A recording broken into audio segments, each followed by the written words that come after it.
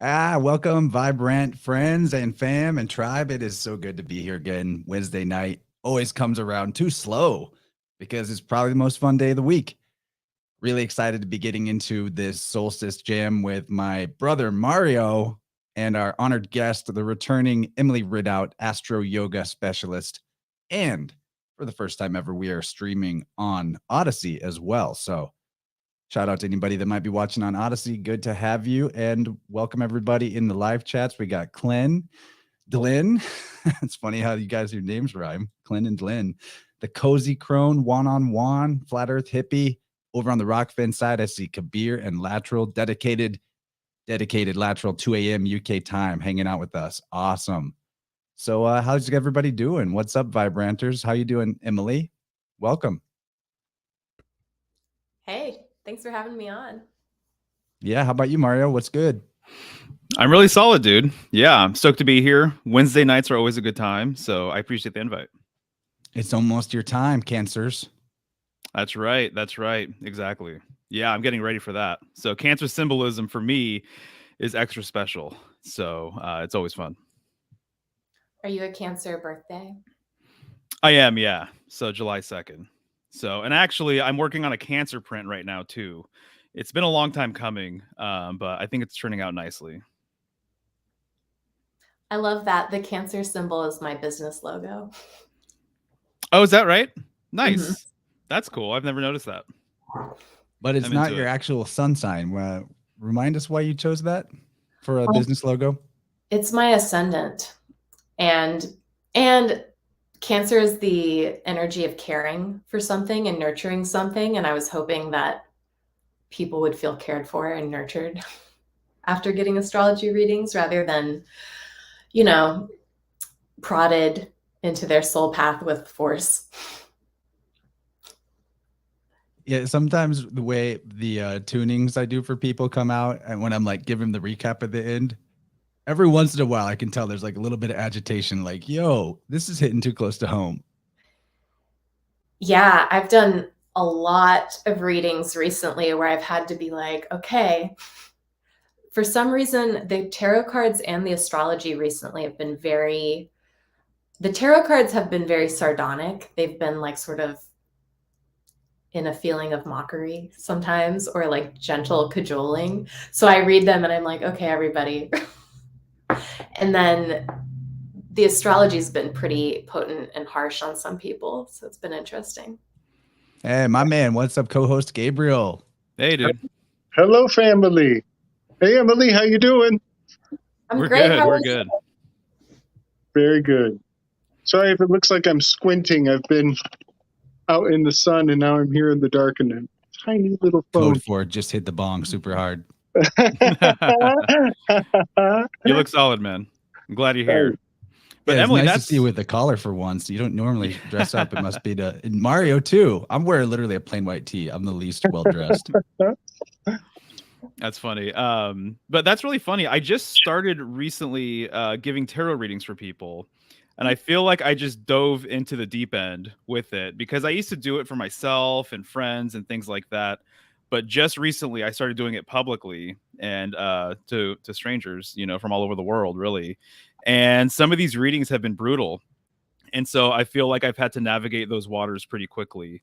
But it's been an interesting exercise for a few different reasons that way.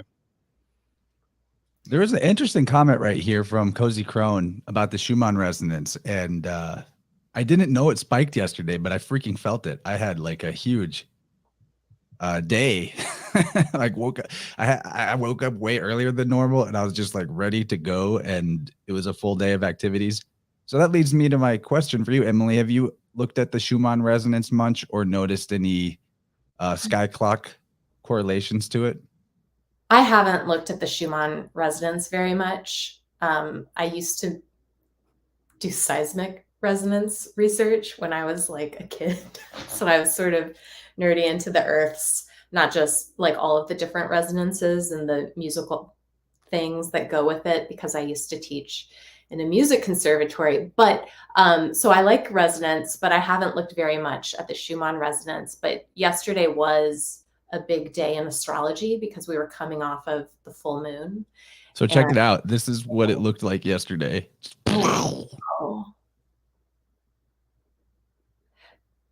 Do you think that has something to do with, I think the alignment of the full moon was with a particular galactic center. So if you do fixed star astrology, you look at that. And so it was actually lined up with the center of our galaxy in a particular way. I'm curious if those are correlated. Is that because Sagittarius is pointing at galactic center? Because the moon was in Sag, right? At least in tropical or fixed star. Yeah, the moon was in Sagittarius in tropical astrology at 23 degrees. I'm not sure where it was in Vedic. I only look at Vedic rarely. Well, okay, so maybe we could get a little recap of some of the sky clock stuff from yesterday, since people are definitely having some response to it here in the chat. Some people it was rough, other people it was wild. I was on the wild side. I was on the wild side too. Yeah, yesterday, very early in the morning was the zenith of the full moon. Okay, so it was at 3 a.m. my time. I'm in the Pacific time zone. And this one, it was kind of interesting because it was squaring Neptune, and this whole year is stemming from this really powerful Neptune-Jupiter conjunction that happened in April. So I'm still seeing people clearing that out, and they probably will continue to clear that out through the end of the year. And actually, it might catapult people on some different life paths that they weren't necessarily planning on. So a lot of people are working with that energy. And so when the full moon squared it, things that people were holding on to that they weren't supposed to hold on to anymore started to release. And because it was also sextiling and trining Saturn retrograde. So basically what happened to people is if something wasn't in alignment with where they were going, particularly the Sagittarius tradition of finding your high philosophy and the Gemini tradition of living in material reality, right? If your philosophy and your real life didn't line up with your dream, then it was time for you to do the Saturnian inner work of restructuring your entire inner sphere. So people sort of wild carded it, right? So some people were like, just did some really surprise actions. Part of that's the Venus transit over Uranus and the North Node too. But people just started making those shifts very quickly, is what I was seeing. And some people were mourning it because they were clinging to a job or a relationship or an idea that wasn't in alignment. And some people had major wake-up moments where they became aware of behaviors that they weren't aware of before. I myself, in the week preceding it, had a number of things come up in my consciousness that I had just simply forgotten about. Because you remember everything on some level. And there were a lot of things that happened in my whole life that I was like, oh, they're back. I uncovered a slew of like 20 years of memories. It was kind of interesting. Because you don't remember everything that happens every day. No, I mean, if I miss a day writing in my journal, I'm like, what the hell happened 48 hours ago? Mm-hmm. Well, everything you just said resonates for sure. So it's crystal clear to me, everything you just explained. That's very interesting. It's a lot with the mutable signs. So people with mutable placements too, or Aquarius placements or Taurus placements, they're getting cleared out. Cardinal signs get a bit of a break. Maybe not you though, Mario, because Black Moon Lilith might be sitting right about on your sun sign. Is that? Oh, I'm not sure. I really need to spend more time with my chart, to be honest. So, Fair but I'll enough. have to look into that. Yeah. I'm super cardinal myself. Interesting thing I found out that cardinal, one of the meanings of that word is a hinge. That's interesting. And when you think about like where the cardinal signs hit, At least I'm thinking of Aries and Libra anyway. It's kind of like you're hinging. It's like a hinge point into the next phase or a season, maybe. That makes a Right. lot of sense. I always think about it because it means first, right? And it's the first sign of the season. I really like that, actually. I'm going to sit on that. That's fascinating. I just always, when it comes to things moving around and pivoting, I always think of the wheel, right? And the pin of the wheel, the hub of the wheel, and things spinning around it. And then, of course, my love for the North Star and things rotating around the North Star. I tend to think of that too. So hinge, I wasn't aware. I'm going to look into that. That is something Dylan pointed out. Dylan Stacosio, when he was on Crow, new episode that came out today. Really good one. Recommend it. Dylan's the man. His work is incredible. But I want to get into, let's talk about some solstice stuff. Unless Gabriel's got anything to weigh in about the full moon vibes and all the fun of yesterday. I definitely love the idea of galactic center being a part of the equation with Sagittarius down there. And I'm wondering if we should call it the Conshuman residence in honor of our most recent project on the Marvelous Demystifiers, the Conshuman residence. That is interesting. Definitely seems, I've noticed, like I track it in a Telegram group, and that's where I pulled up that photo of it. And there does seem to be some moon connection to Schumann. Yeah. Moon on, I don't know. But yeah, what Gabriel's referencing is our Marvelous Demystifier show that we're doing. And we're talking about Moon Night, which is a trip. And if everybody is wondering when the next one's coming, I think we're going to do it Friday. Yep. Totally. Can't wait. Emily, go ahead, dude. Well, just on the cancer thing that we were talking about, the other day I had a fun experiment. It was really adorable. I was driving my grandmother and my mother around town, and a gigantic bug hit the windshield. It was disgusting. Maybe it wasn't a bug. Maybe it was something else. It was like just a bloody mess, And so I couldn't resist but to tell the classic Lorena Bobbitt joke. Does everybody know the Lorena Bobbitt joke from I think it was 2005, I think. I'm not sure, actually. I know who that is, thanks to our conversations on Weaving Spiders, but it's funny. We're already talking about... That's what I was going to say. Going to cancer. So she chopped off her husband's unit and drove away with it and like threw the evidence out the window while driving away from the scene of the crime.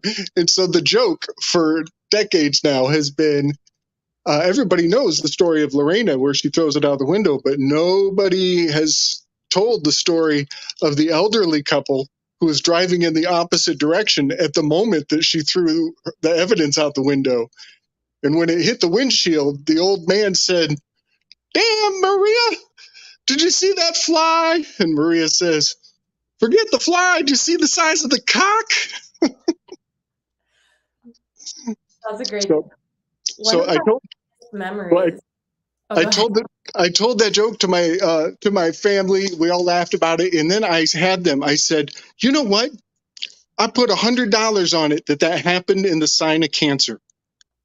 And not only did it happen at the sign of Cancer, it happened just a couple days after the solstice. Did it? Chop, chop, chop. Yeah. Wow. Now yeah. There's a solstice event. What was that, Emily? I said, now there's a solstice event. One of my earliest memories is my family driving past the field where she had thrown the penis and then being like, "That's the field." And that's how I learned about Lorena Bobbitt as a child. They were Holy cow! That's like you're like a first-hand witness. We have a Lorena Bobbitt witness on the scene here today. That's amazing. I think my uncle said it, and then my mother very uncomfortably had to explain what happened to us, who were probably 7 or something. I have no family memories like this, for the record. But Emily, I was going to ask you. So one of my friends was decoding the alignments yesterday, and she related it to a fucus. And I was just wondering if a fucus is part of your system or process, or if you have an interest in it at all, because it kind of comes up a bit for us on weaving spiders and things of that sort. But if not, that's totally fine too. Tell me what a fucus is first. Oh, sure. Okay. Yeah. So some people consider it to be the 13th sign. And Oh, so that one. he's it's a man with a snake. You know, I've never heard someone say that word out loud. Oh, that's funny. Nice. Isn't that funny? People always talk about it, and I'm like, I don't know how to pronounce it. I don't teach a fucus ever, other than to teach people that there is a 13th sign and that those systems are legitimate and that they tend to deal more with the goddess, which of course the snake does deal with the goddess, right? And of course the snake is a representation of the sign of Scorpio and the Kundalini power. And of course, you know, the law of vibration and the 8th tarot key. You're a tarot guy, so you know all the things, right? You're like key 2, 8, and what is it, 13 for the snakes. But no, I don't do much with, I don't know how to pronounce it still. Actually, yeah. I don't know about the keys thing you're referring to. Can you elaborate on that? Sure. So there are certain tarot keys that deal with certain Hebrew letters that are symbolic depictions of snakes. And these tarot keys represent manifestations of the life force energy, which is symbolized by a snake. That's what like the Garden of Eden story is about, and the Caduceus, and you know, there's a lot of snakes, all the snakes. The Ouroboros maybe as well. And so these show us manifestations of this law of vibration. One of them is key 13, I believe. One of them is key 8, definitely. And then I think the other one is key 10, which is interesting because key 10 is the vortex wheel of life, which is the thing that Mario was just talking about. So if you're on Snake Land, right, we have the idea of the circle, the idea of the vibration, and the idea of the change. Right. Yeah, exactly. Yeah. Serpent symbolism seems to be in the air. Chance just did a great show about serpent symbolism in part, and how it relates to the medical industry and what they're doing with snake venom and things of that sort. So that's interesting. And so you say key, and you're referring to tarot cards when you say that, right? Yes. Sorry. The Oh, no, major- it's all good. Mhm. Yeah, exactly. And the cards you called out, that makes sense. Absolutely. So the words tarot cards are 9 letters long, which is a teth, which is a serpent. And also in reverse, tarot cards spells drac to rat, which brings you to the Asian calendar. And Draco to rat is 9 out of the 12 months. So it's a birth cycle, drac to rat. I love that. I think about Draco a lot, the dragon, not the Harry Potter character. There's a lot with dragon symbolism that I think, I mean, you guys are no strangers to thinking that culture might have covered up some things over the years, right? And I really think a lot of the dragon symbolism is similar to the snake symbolism, got sort of swept away, hidden, covered over with dinosaurs.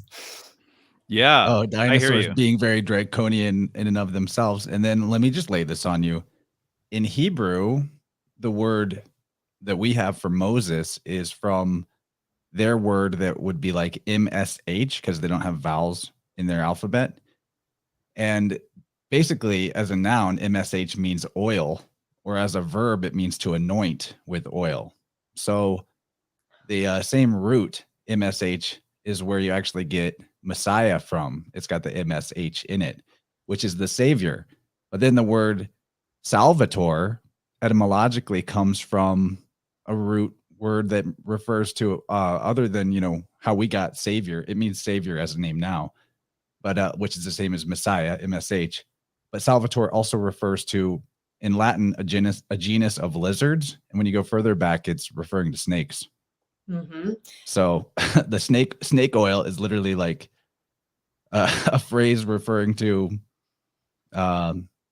salvation, or the anointed Savior, if you will, which is what they also call Christ. And he also in the Bible says, you know, be ye wise as serpents. Another shout out to Dylan Sakosho. Thank you for that knowledge. He laid that one on me in his new book. That's cool. Yeah, Christ also means balm or anointment, oil, because Christ is the Amrit, right? That drips. Sorry, in yoga we call it Amrita, or sometimes people call it Soma, but there's an idea that the nectarian goodness flows down from the third eye space and drips down. I was actually in a really interesting training once where someone walked in and they were like, this weird thing's happening to me. And we listened to this man's story and we were all like, you have the Amrit. Like, this is something we've all heard about. But he literally felt like he was drinking a thick, sweet substance all day long. Wow. That's fascinating. Because also, too, I did a presentation recently on the North Star and Aquarius, and I get into the Amrit or Amrita from Vedic mythology, and it's also referred to as the like elixir of immortality or something to that effect. And it involves the creation of it involved a giant serpent. That was a crucial part of the whole entire story. So it's just kind of coming around full circle. And then I was going to mention, in regards to serpent symbolism, I made a video too about how there's so much overlapping themes and symbols with serpents, dragons, and felines, actually. And so in a lot of ways, they're completely overlapping symbolically. So, you know, they hiss, they have the fangs, you know, the slit eyes, less so dragons, you know, but the serpent feline connection is very strong. And so there's definitely something there with that. Absolutely. It's the connection of Leo, which is the Christ, which is the balm, right? And Scorpio, which is the raw power that could manifest as the Christ, or the balm, the Leo. Yes. Yeah, the line of Judah. Mm-hmm. The fixed signs of the zodiac are all in that ancient esoteric symbolism because of presumably the way their solstices hit at one point. Like, that's what the Sphinx riddle is and all of these things. Super interesting. I'm going to lay one on you guys too. I found out that the king cobra, its eyes are not slit pupils like other snakes. And if you look at cats and felines in the world, they have that sort of serpentine reptilian slit pupil, right? Except lions, the king of the jungle and the king cobra. Let me screen share this just to validate. Wow. King cobra, look at the eyes, and the lion. So there's that. I'll go back. Yeah, the wilder one is the serpent. That's interesting. For sure. That is so fascinating. Yeah. So, I mean, even you mentioned Leo, and we're looking at a line right now, obviously, but even the symbol or the glyph for Leo sometimes looks very serpentine, right? And it also reminds me too of the North and South node symbols as well, which in the Vedic side of things, it's Rahu and Ketu, the head and tail of the dragon or the snake, you know, which I think is fascinating. And then one thing I found that just completely blew my mind was that some cobras on their hood, basically the design on the hood looks pretty much exactly like the North node symbol. Interesting. Yeah, so I can find an image and share that real quick. I've never gotten close enough to a cobra to see You it. and me both. Yeah. So, Mario, your north node makes me think of two ends, which makes me think of snake trails. But then also Leo is oil in reverse when you, or no, it's an anagram. No, yeah, you can phonetically. OEL is oil, phonetically. That's so cool. And it is, you know, that sign of, because Leo, physically, we say that Leo is housed in the chakra system in the Ajna doorway there, where the Amrit flows from. So that's kind of cool that I love that they're all, it's like they put so many symbols in there so that if you miss 12 of them, you can catch the other 50. Yeah, I love the syncretism, sacred science thing. It's just the only problem is that people have gotten so stuck to like applying this version of mythology to fighting over what is historically true or not. And what I'm really starting to believe is that most societies or cultures that were ever successful encoded their history with astrotheology so that it would be remembered, because you would be, and then also that throws off like the historical veracity of it too.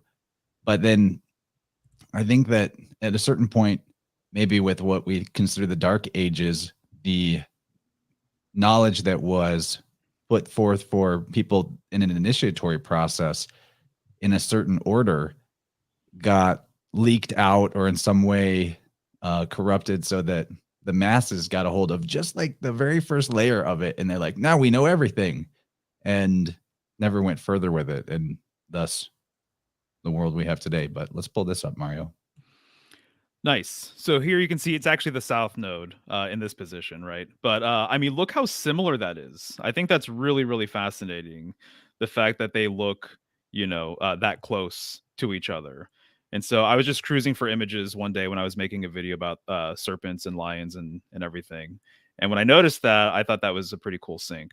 So It's sort of upside down because that would be the tail of the dragon, right? The symbol for the tail. yeah. Right. Exactly. It's like it has. Toward you. Go ahead, Gabe. Oh, I was going to say it looks like it has eyes in the back of its head. I know, right? Hard to sneak up on. Yeah. Well, let's transition over into giving people some solstice forecasting. You know, like what's the space weather in this phase that we're going into right now? Like, where have we come from? Where are we going? Would love to hear you break it all down for us, Emily. And you don't have to be shy about, you know, length. You know, we want all the gravy. Okay. So it's solstice. I love the summer solstice. So it's the time when we celebrate the balance of light and darkness, right? And not the balance like we do at the equinox, but like literally the zenith of the light. And so, of course, every solstice, it's a moment where we celebrate the light. And, you know, I'm an Astro-Yoga person, so I always am reminding the yoga students and the yoga teachers that it's literal, right? It's a literal physiological thing. Like our entire bodies are made of light. You could say it's made of vibration or sound. So I'm also a mantra yogi, so I'm tempted to go in the sound way also, but everything is light. Your literal body has come from sunlight, right? Like literally the food you ate has come from sunlight, regardless of if it was an animal that ate food that had been photosynthesized, or at some point somebody ate a plant and now you are in manifest existence. So the summer solstice is really a moment where we are celebrating, sort of similar to what we were talking about with the snakes, the raw, potent form, which is the thing that we've worshipped as God, right? Because we don't have access to seeing the light which is beyond the light, right? We can see that light. And so it's a really great time to do your sun gazing practice, although every single day is a really good time to do your sun gazing practice. So it's the solstice. It comes at the start of Cancer season, as we've already been talking about. And this one, it's coming right around the time of a quarter moon, and then it's heading into a new moon. So Cancer is ruled by the moon, Leo is ruled by the sun. I really like Cancer season because it's this moment when the sun is very strong and the moon is also very strong. And so about a week into it, we're going to get a new moon at 7 degrees Cancer, conjoining something known as Black Moon Lilith. I love this because Black Moon Lilith, you guys are probably familiar. I bet maybe you talked about it in your snake show. Black Moon Lilith, who was the name, if you guys ever watched Frasier. Hold on, I got to point out that's BML, right? Yeah. BML, those are very famous letters these past couple of years. Yeah, BLM, BML.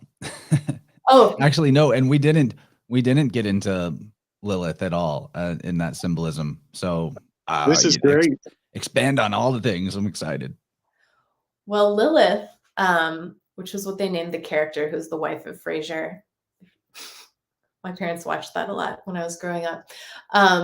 She is, in mythology, this sort of dark feminine figure. Okay, so she represents, and when I'm talking masculine, feminine, I know gender has become a very confusing thing to talk about because there's a lot of different worldviews and viewpoints about it, but we're talking about not just gender, like you show up and you have a gender identity, but gender like there's an idea in these esoteric symbolisms, like externally we exist in a gender polarity, internally we're using gender polarity within ourselves as well, right? And so the feminine aspect of life is that which is manifest and that which has power on the physical plane of existence, whereas the masculine aspect of that consciousness field is something about the raw nature of consciousness itself, and together they, make their magic.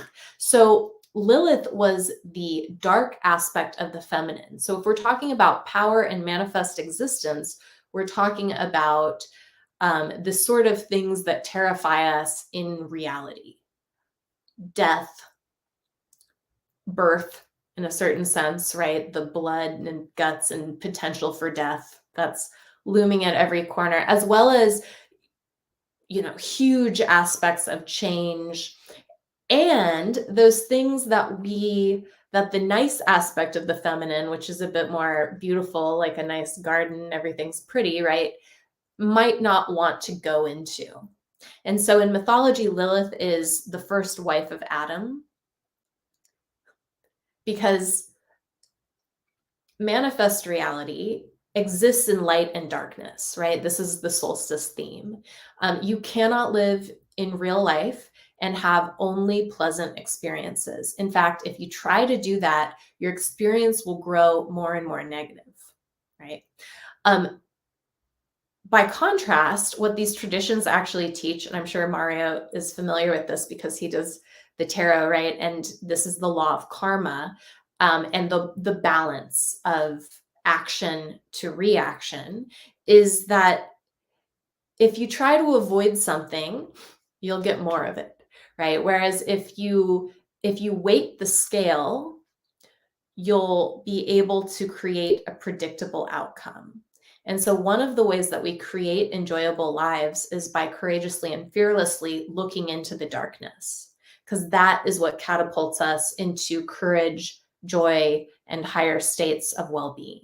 So anyway, Black Moon Lilith is a spot in the zodiac which is representing the dark aspect of the feminine. And again, if you're a man, you have the feminine in you. If you're a woman, you have the feminine in you, because technically all of us on the scale of consciousness, our consciousness is the masculine aspect. Our embodied state is the feminine. And so people at this new moon might find themselves, if all goes well, right? Some people will always run from shadow and they might find themselves in one space. But I try to teach people how to engage with it so you can overcome the difficult pieces of astrology so you can get to a happy place. So this new moon will be pretty interesting, I think, because we've been clearing collectively are sacral chakras. Okay, this is coming from the Neptune-Jupiter conjunction that happened in April. The sacral chakra actually has to do, in a certain sense, with the spectrum or the polarity of gender within yourself. And this is something I've been talking to a lot of my members about recently, a lot of my students, is the idea that, and I think you guys have been talking, I think, about gender sometimes, or maybe just castration, but there's an idea. Everything's on the table with us. Oh, good. Well, externally, I think society and culture right now has gotten really hot button on issues within people's external relationships, their lovers or their spouses or whomever. And so you see people talking about attachment styles and, whatever, stuff that people are discussing and looking at. But there's been a sort of revival of people talking about masculinity and femininity in new and different ways. And then, different folks argue with different people, and it's the internet and the world of information. But what we're talking about here is something really interesting inside people, which is everybody, it manifests differently externally, but inside yourself, you have your masculine and feminine capacities. And this inner polarity, by the way, will manifest in your external relationships. But what you're seeing people realizing, usually about their own external gender first, and then they realize it's within themselves, is that when you make one end of the spectrum healthy, you make the other end of the spectrum healthy. And when you abuse one end of the spectrum, you equally abuse the other end of the spectrum, right? It's just like if one is harmed, the other is harmed because they're interrelated completely. And so a lot of this lives in people's second chakras, which is a chakra that has to do with reproduction and pleasure. The interesting thing about the second chakra and these transits is sometimes people skip over the second chakra because we live in a society that doesn't totally value pleasure for no purpose sake. Okay? Let me just interject a really quick thing is I find this most common issue that I find in people's sacral chakra when I'm doing tunings is that they have internalized some belief that blocks them from feeling bodily pleasure. And then that actually just closes off being connected to your body feelings much at all. Yes, exactly. Because people will be like, oh, what's the big deal? It's just pleasure. Like, I don't need that frivolous life, or at least that's what I've heard from people. Or it's naughty. Right. And I'm not saying you have to do a particular type of pleasure, but the thing with the second chakra is you have to go through it to get higher and higher. And you have to have a healthy second chakra to access your power center. And so the second chakra, the masculine and feminine polarity in there, if you cut off your ability for pleasure and for enjoyment and for creativity and for you actually accessing that piece of God, which is you, then you enter into depression or anxiety, and you can't escape that level of consciousness to become effective doing other things.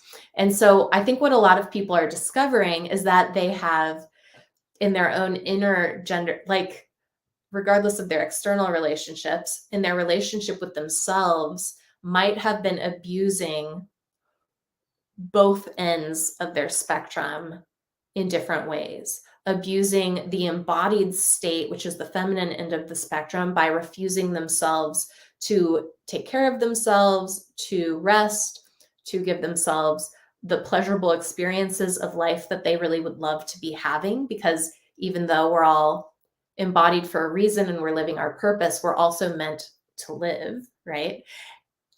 And then because they've worked maybe and avoided taking care of themselves, the other end of the spectrum comes up then and abuses the piece of you that really wants to work and get things done and live your purpose and be clear-minded by perhaps overindulgence in things that force you to rest, like illness, substances, TV, I don't know, whatever people do to escape. And so there's been since April this huge sacral chakra clearing where people are like, oh, I have purpose and I can take care of myself. And that's, you see a lot of people healing their external relationships because of that as well. But there's this thing inside people that's happening. And so now we're going to have this thing with Black Moon Lilith and Cancer season, as well as with the sun being at the height of its power. And so we see at that new moon a really interesting thing where the moon and the sun are together with Black Moon Lilith. So we're having both aspects of the feminine, or two of the main aspects, the light and the dark, with the sun, and you're seeing fresh energy potentially coming up in there. And so for everybody right now, thinking about which state do you abide in? Do you feel healthy and happy and able to relax? Do you feel enthusiastic and clear-minded about your work? And if not, what are you doing? What are you doing in your second chakra? And what's got you like scared to be in that? So that's a big piece of this solstice. I see it as the light coming in to help us clear these sacral chakras more, because a lot of people who came into embodiment since the year 1980 or so, and the great, convergence happened, are beginning or have now stepped into their purpose. And this year there's this ongoing Saturn Uranus square that was really hitting us hard last year, and is going to hit us hard again later on this year. It's been shredding those things, right? Those things that were like, oh, that's actually not me. That was me reacting to a huge pressure I feel to pay my bills, or whatever, people have experienced and made choices that were less than their highest through those pressures. They're now shredding them. And so a lot of people you'll see beginning to come online, beginning to live in their purpose. People who have already been living in their purpose are going to do it in a more real way. Gone are the days of intellectualizing too much astrology, for example, or all of these things, right? And here are the days where all of this theoretical groundwork that's been laid in the last 30 years is beginning to become like earth level, water level, anchored into this time frame. And there's also a bunch of retrogrades about to happen. Oh, really? Well, I'd love to get into that too. First though, my question is, can you suggest any techniques that might help people with the sacral activation that happened in April that we're still going through?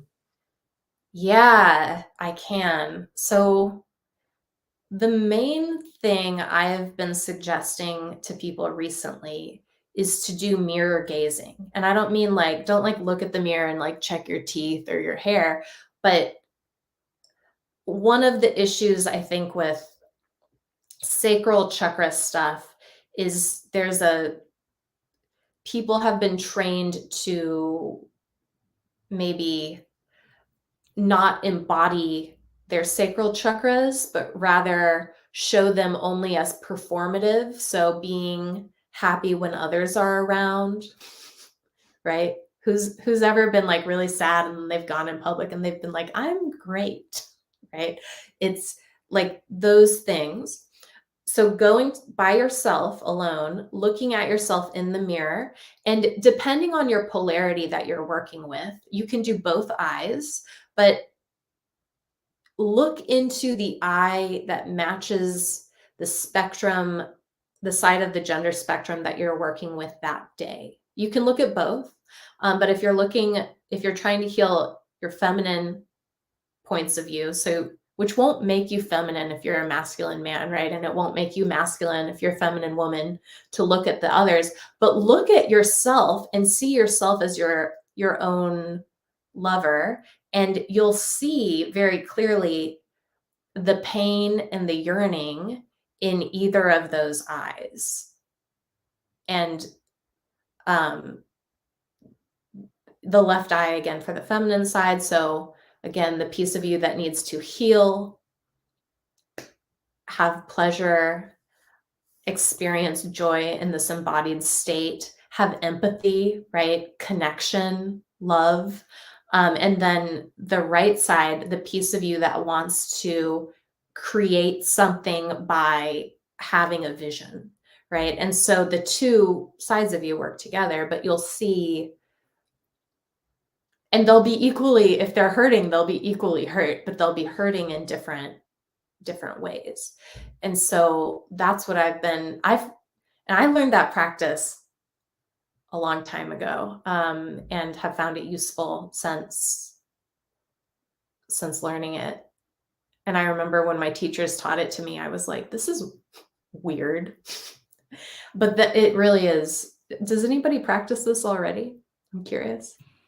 No, but I'm interested. And actually, it's kind of fascinating that you bring this up because there's a few people in our community who have been talking about mirror symbolism. And I thought that was timely because of Gemini, and I'm going to be talking about it here in a few days with them to do a follow-up mirror episode. And so the fact that you're bringing this into the fold, I think is really, really intriguing. And I'm definitely down. I could see why that would be helpful for sure.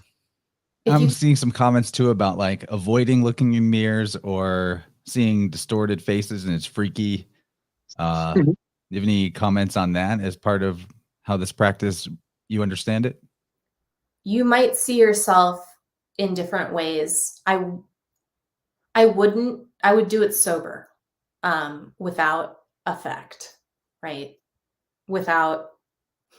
But you might. The first time I ever smoked cannabis, I just like walked into the bathroom and looked at myself in the mirror, and I got stuck there for about 25 minutes looking at myself and like making this crazy face and then laughing and then making a face and then laughing. And I was like 17, but you might see yourself as a very old person or a very young person.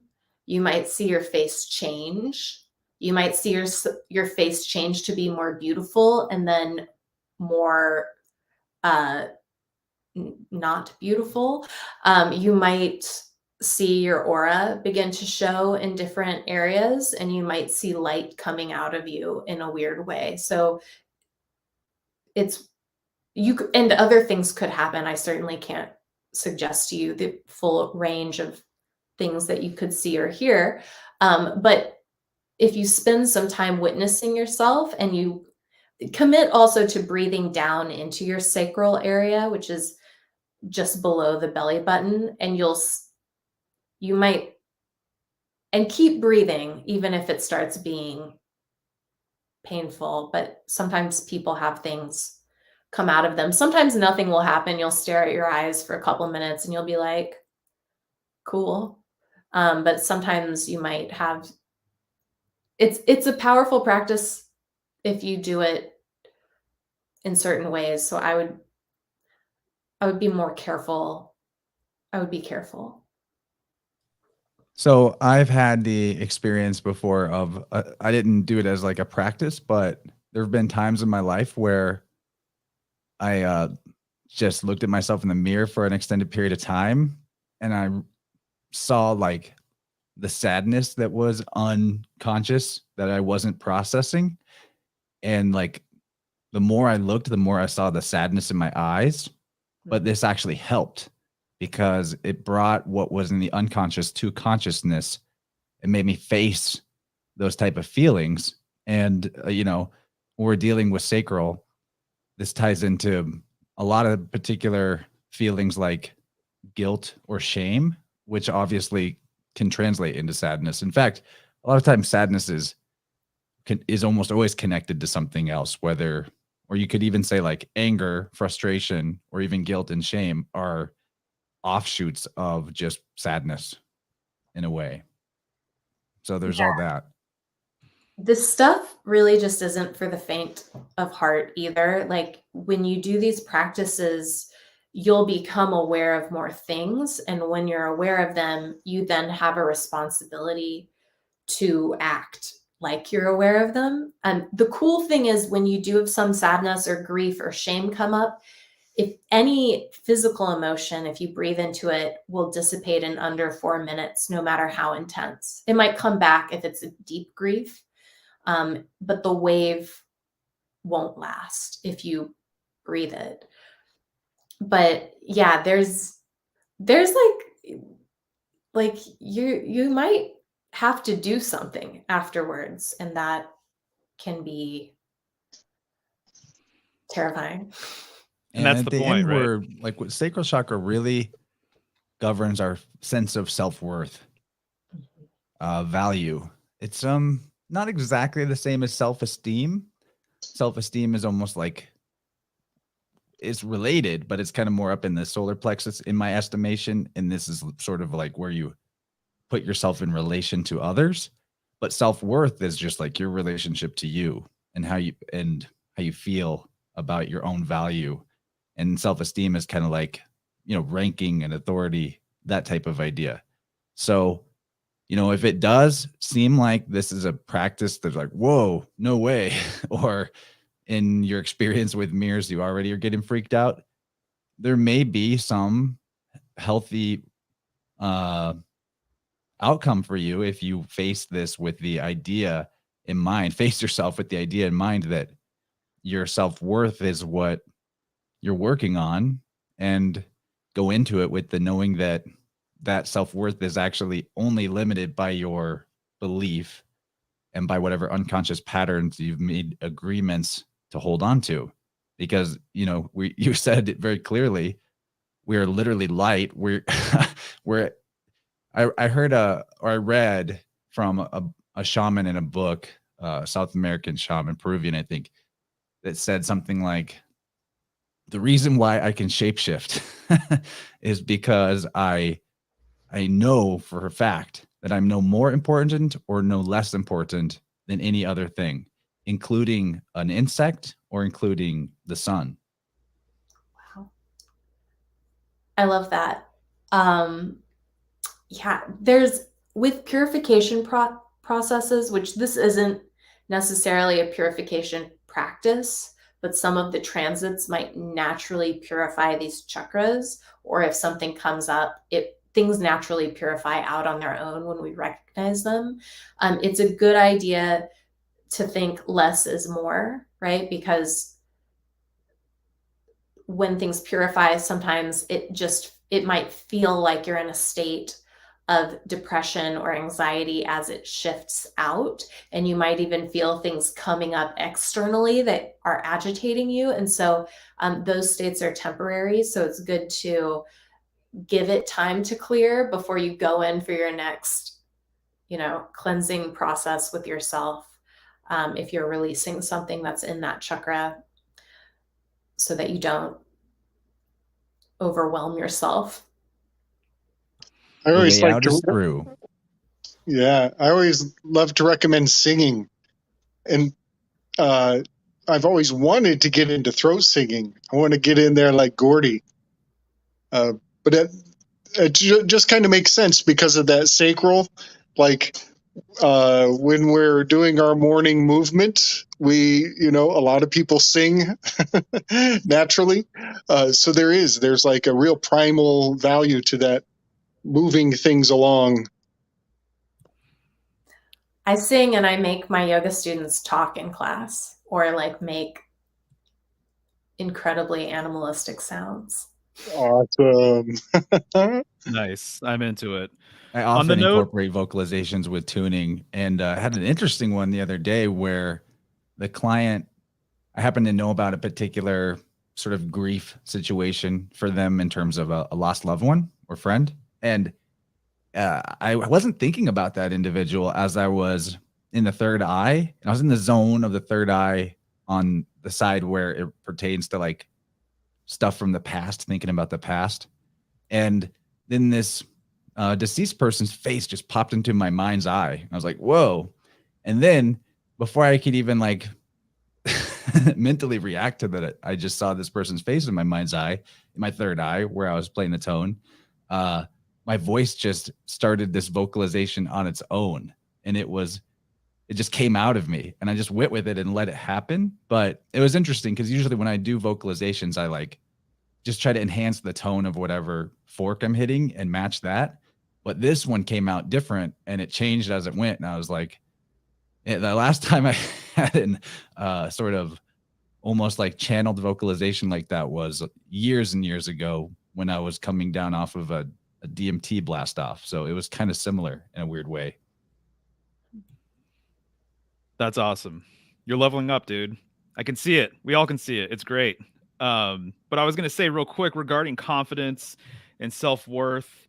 I've heard multiple stories from people who had low self-worth for like years and refused to look at themselves in the mirror, like addicts and things of that sort. And they said literally that they avoided mirrors for years and years and years. And it wasn't until they got over the situation and started healing themselves were they actually able to look at themselves in the mirror or look at a photograph of themselves. I almost said it earlier. I had a 2-year-long aversion to mirrors. Really? Oh yeah, I didn't even recognize myself. And was your relationship to the feminine internally and externally in, rough shape? Yeah. The worst, the absolute worst. I also, same time period, like almost no music. But it was music that brought me back. Dancing in the mirror again. But yeah, it's rough. And, to some degree, it just seemed like it needed to happen. I don't know why. I was like answering a very, I don't know, a deep aversion to like facing what I was going to see and being like, okay, I'll face it when I'm ready. And it did. It took about 2 years to be like, who's that handsome fucker? Big Leo energy. Mario, did you have a question? Locked and loaded? It was just another comment. Basically, I was just going to say that, we live in a world where people are doing other people's rituals and spells and using their sigils and charging their magic and things like that, So just the idea of looking at yourself in the mirror as a practice, to me, that's completely sound. And it's just another reminder of the abundance of the universe and that, you have everything already that you need in here. And so I think that's really cool. So you're giving me a lot to chew on with this concept. So thank you, Emily. For sure. I hope you all look at yourself in the mirror tonight. It's nice to say I have to with this job. I'm like literally looking at myself for hours and hours on end. Yeah. Although it's not the same as just that intimate mirror moment. It's not the same as hand on the heart looking at your left eye and you're like, oh my God, who is living inside of me? Right? It transcends you from your body consciousness while holding you in it, right? It's sort of, and especially if we've all aged since being babies, obviously, because you don't look like you did as a baby, but if you've aged much since the age when your consciousness has come into your adult form, even if others are like, oh, you still look young or whatever, you can see the fact that the body changes and the soul remains. And I always think that's pretty cool. I do think that what you say about like transcending body consciousness with the mirror exercise, there is really something to that. If you really look at yourself and there's this weird experience that's almost ineffable where you're like you almost like start to dip your toes into the source pool in a way. Because that's what you are. That's what you're literally looking at. You're looking at an emanation of source, which is what we all are. Exactly. Right. In the tarot, in the Lover's card, right, you see that the man is looking at the woman who's looking at the angel, which is a depiction of our own consciousness, the three parts of it, how our self-consciousness, the only way to super consciousness is through that aspect of consciousness which deals with our body, right? So the body is a tool for our self-conscious mind, which is, you know, nuts, and like, it's not always nuts, but you know, it's looking at email all day or talking to people or doing whatever. Going back to the body is a way to get you to that state of embodied transcendence. I got a question about the dynamics of the Black Lilith Moon, BML. A two-part question. One is that going to occur in 14 days from now? And also, what relationship does this Lilith thing have on the zodiac? Is it 180 degrees from us, or how does it roll? How do we roll into this Lilith Moon relationship? So it's been at like 6 degrees Cancer for a long time. So if you have and I think it'll be at 7 degrees Cancer at that point. So it just so happens. It's not like Rahu and Ketu, which are mathematical points, right? In the crossing of the sun and moon. It's just there. It's just there. It just so happens that this is sort of weird, just an interesting moon. I'm actually very curious about it in many ways. But also the fact of the matter with Black Moon Lilith is there are real things in life that are scary, and people experience that a lot during eclipse season when they're like, oh, I thought astrology was fun, but then coinciding with this eclipse, this thing happened, and like their heart is broken in some way. They're in grief, they're in pain, right? And it doesn't mean that you'll be in grief or pain at a particular moon, but grief and pain is a piece of life. And so there will be astrology in your life that aligns with moments of deep grief and pain and suffering. And so not to say that this necessarily manifests that way, because things can manifest on any level. They could manifest physically, emotionally, spiritually, psychosomatically, many ways, right? There are many planes of existence, and they don't have to manifest physically. But if you try to avoid their manifestation physically at all costs, you know, it might not be good. So sometimes with like the Black Moon Lilith being present, we're actually faced with something that forces us to say like, oh, this is real life. It was all fun and games, right? Tracking your moon cycle until you realize, and this is a contemplation I've heard a lot of women who have had babies say, is that upon the act of giving birth, they realize that they have just sentenced a being to death. Very insightful mothers. The first time I heard that, I was like, whoa. That really reminds me of other aspects of dark goddess culture of the past, which is that in cults where sacrifice or even human sacrifice or child sacrifice was the norm, of which there are many, that the goddess had all the right in the world to demand that sacrifice, because the baby or the human or the animal, whatever it was, came from her, and it was hers to take back if she wanted or if it was demanded.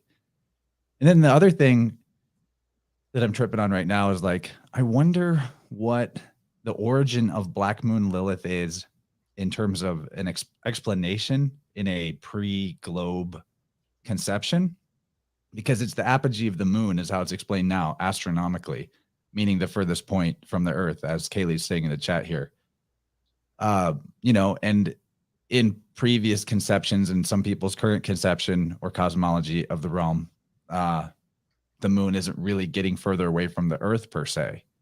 If it's, you know, so I'm wondering like where this idea came from, or if it was just more tied to the idea of like the full moon or not full moon. Do you have any info on the origin of it as an astrological or astronomical idea before modern beliefs? So Lilith, there's like a couple different Liliths in astrology that you'll find and come across. And sometimes this can be a cause of deep confusion for people, right? Because they're like, is it the asteroid one or the mathematical point? And even I'm like sitting here sometimes and I'm like, I can't remember all of this. I just read the charts and I talk to the people. So I understand like it can be a lot. The mythology of Lilith, though, goes back a long time.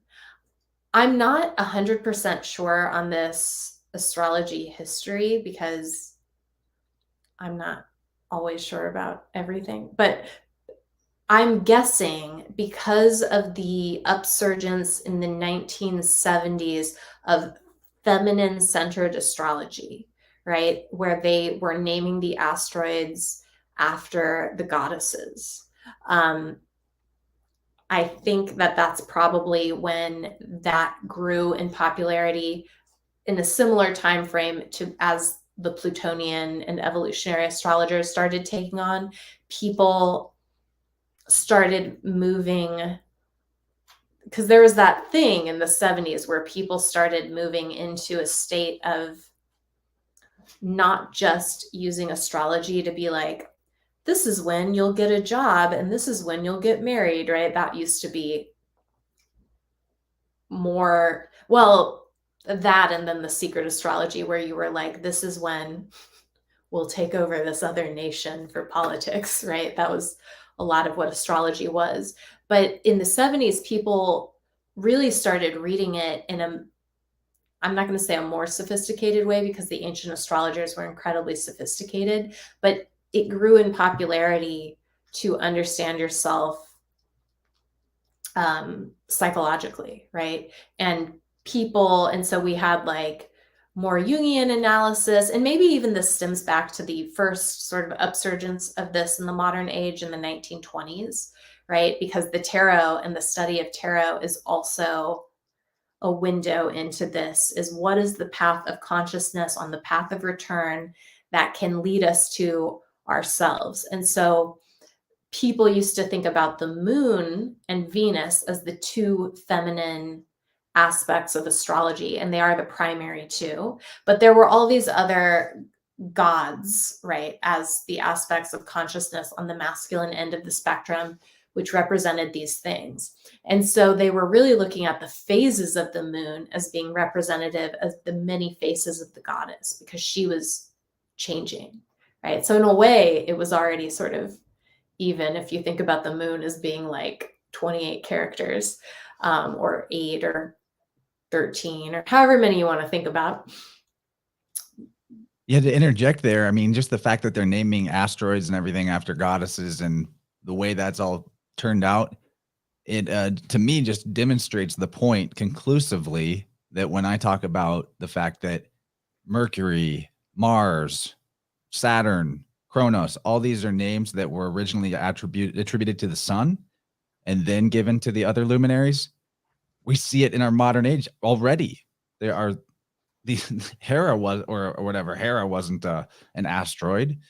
You know, Ceres wasn't an asteroid, but now that's what they're called. They're assigned to a different luminary. And I think I can't say for sure, but I think it's either just the knowledge getting kind of corrupted by people who don't understand the astrotheology, or it is intentional concealment by those who make the choices to name the things.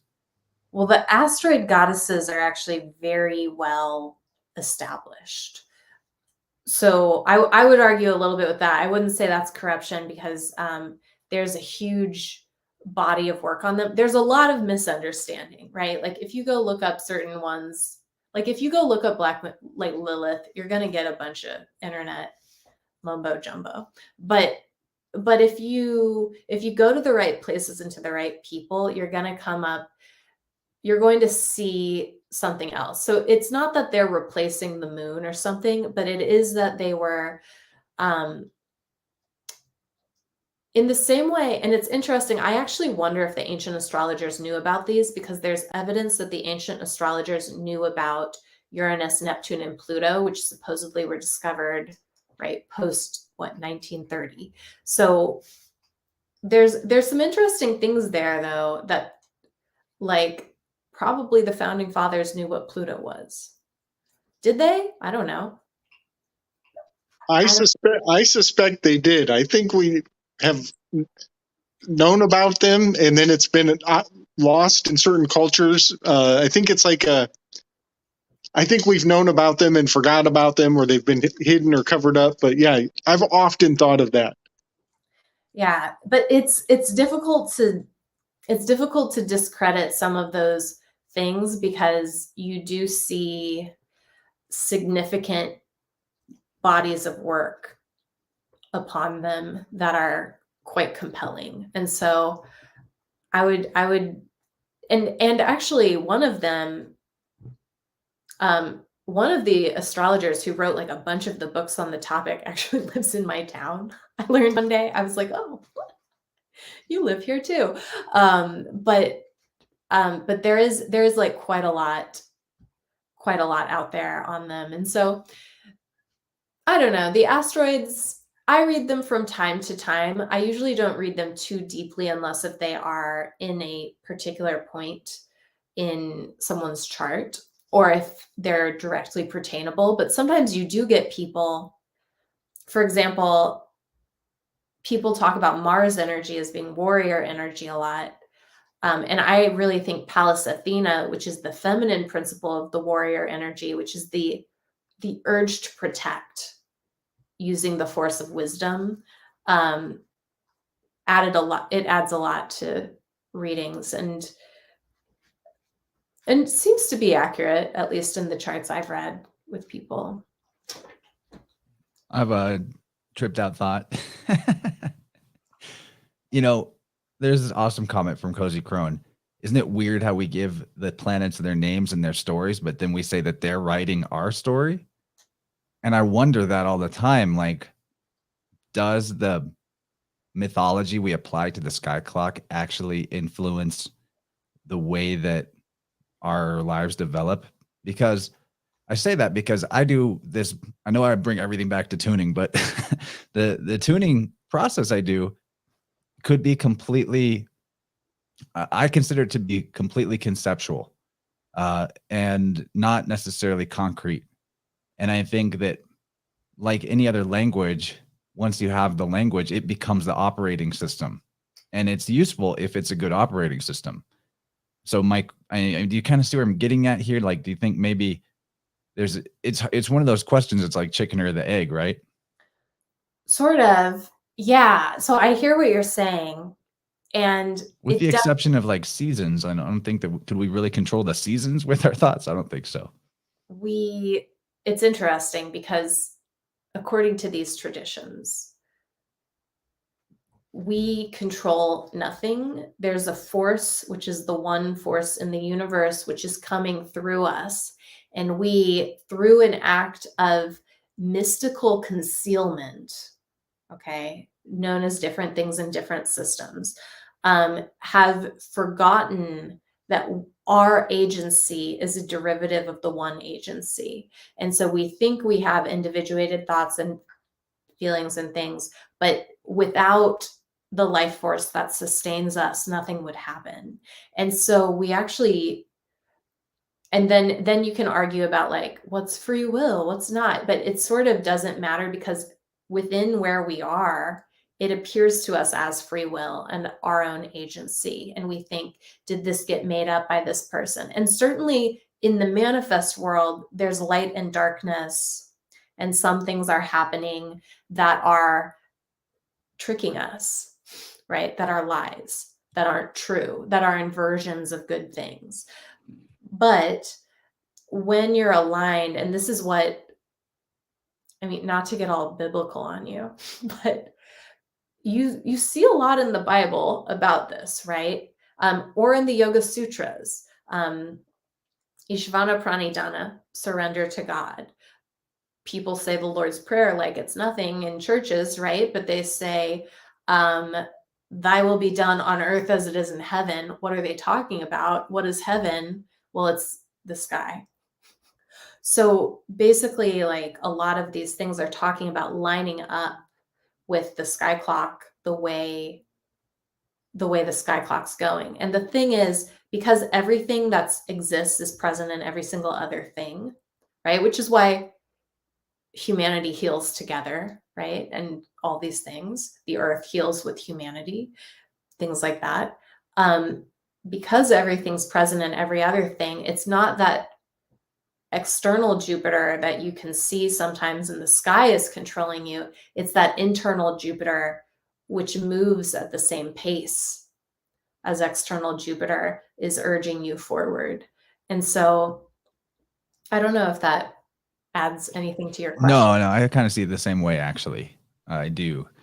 And that even whenever we attribute things to nature in the form of how we describe the luminaries and their influence, what ends up becoming the accepted mythology of a culture that then transmits across time and continues to have this strange mystical accuracy could be the reason that it even got to that level of collective consciousness being aware of it in that sense, is the logos dictating that to us through us, and exactly like what you're saying. I totally feel that, because again, back to tuning, it's a flow state thing where I'm just like doing things and I don't know that I know, but then I give someone like the lowdown after I've done the process and tell them, okay, I found this, this, and this. And they're like, that's my life story. Right. And I didn't know that about them. So it's kind of the same. It's like the microcosm of the macro. This is awesome. I love this conversation. It's really cool. There's a few threads I want to pull out right now. And one of them, what you just said, you don't know that you know, sort of thing. There's this idea that when we incarnate here that we get amnesia. And symbolically, I've read myths where you're actually given some sort of drink that gives you this amnesia. And this has actually been related to cancer and the chalice that kind of symbolically is associated with cups. And I think of the craters on the moon and the receptivity of the moon, the crescent of the moon that contains, and then also our mothers, right, symbolically kind of embody the moon, right, when they're pregnant. And so there's a lot of older cultures. Come again? Cancer rules the breasts, which you drink. There you go. 100%. Exactly. Right. For sure. And so there was a lot of cultures, including the Babylonians, that believed that we come through Cancer, which would be called the gateway of man. And then we exit through Capricorn, which would be the gateway of the gods. And I think it's fascinating what you said earlier regarding these mothers who just had children signing their kids up to death once they're born. That's going to be their life sentence, if you will, at some point eventually, as it is with all of us. And the moon corresponds with the Chariot card. And one of the esoteric meanings behind the Chariot, or the meaning of the Chariot itself and this card, goes back to this saying that kind of summarizes it for me. And it's this idea that the path of the Chariot is death itself. And so this was a common association back in the day, that the path of the Chariot is going to lead you to death ultimately.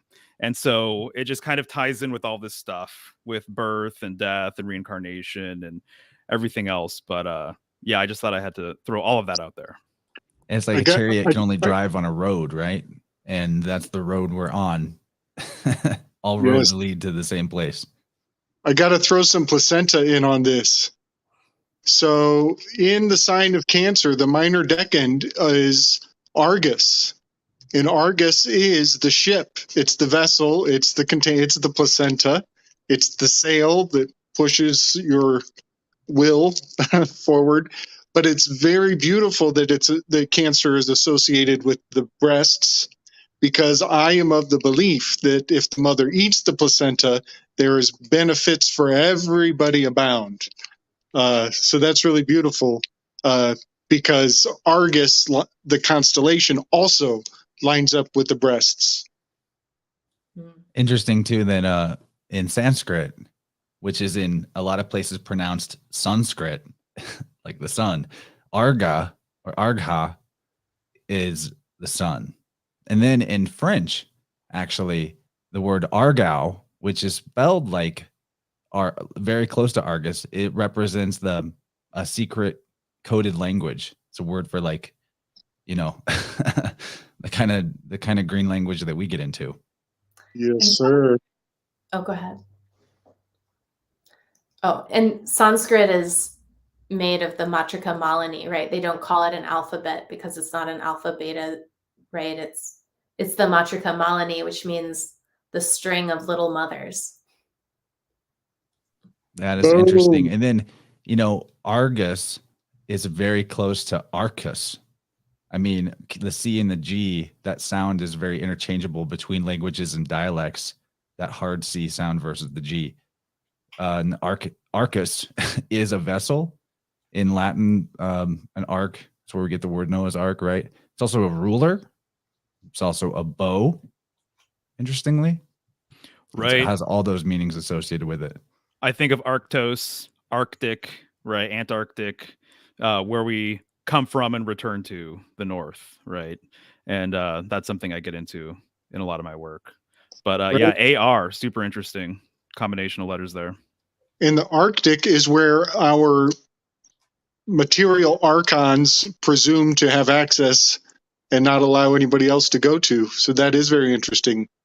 Well, they go further. You said the AR is fascinating, but philologically, you can link the R sound. I'm not talking about pirates, although there's another symbolic link there too, if we wanted to go there, with the or, R, or, R, like the words aura have that, and or like gold, or like the sun.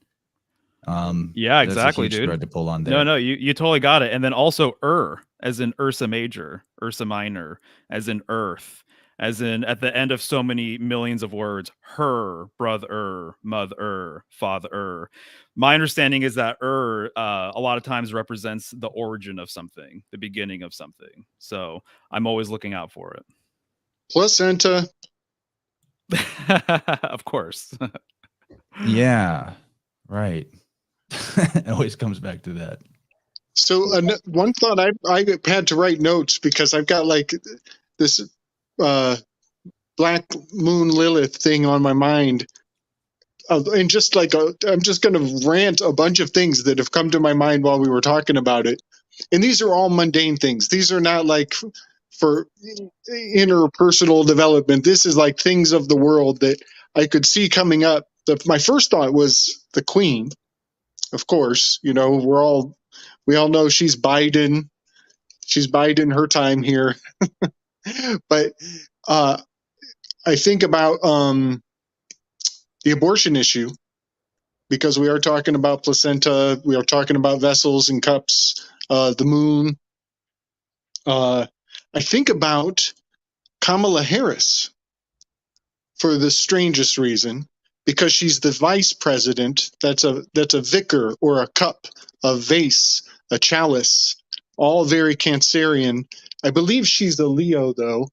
And then apogee, like when Kaylee mentioned that this is the apogee of the moon, that sent my imagination in all kinds of directions. I think of the page, but I also think of PG&E, the electric company.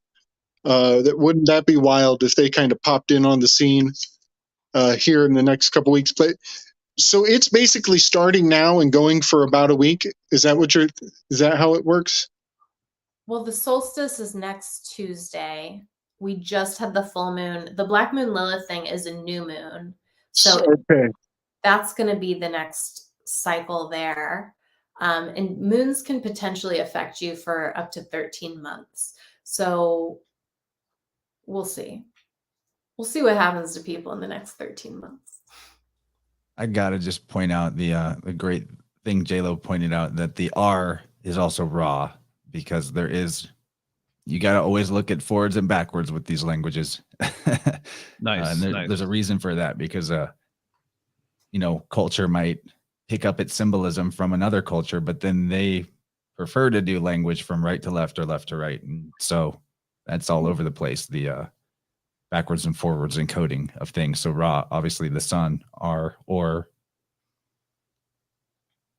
I would love to Also, when I'm done like really digging through the amazing work in Dylan's newest book, Spirit World, A God's Acre for the Winds of the Soul, there's a whole chapter on Om and how Om, Nice. all the different philological connections to Om and the sun and all the different mythologies of the world. It is super good. Very cool. Emily, so I was going to ask you, Lilith, do you see her anywhere in the tarot? Is she in multiple cards? Is there one that corresponds with her more than the others? Do you have any thoughts on that by chance?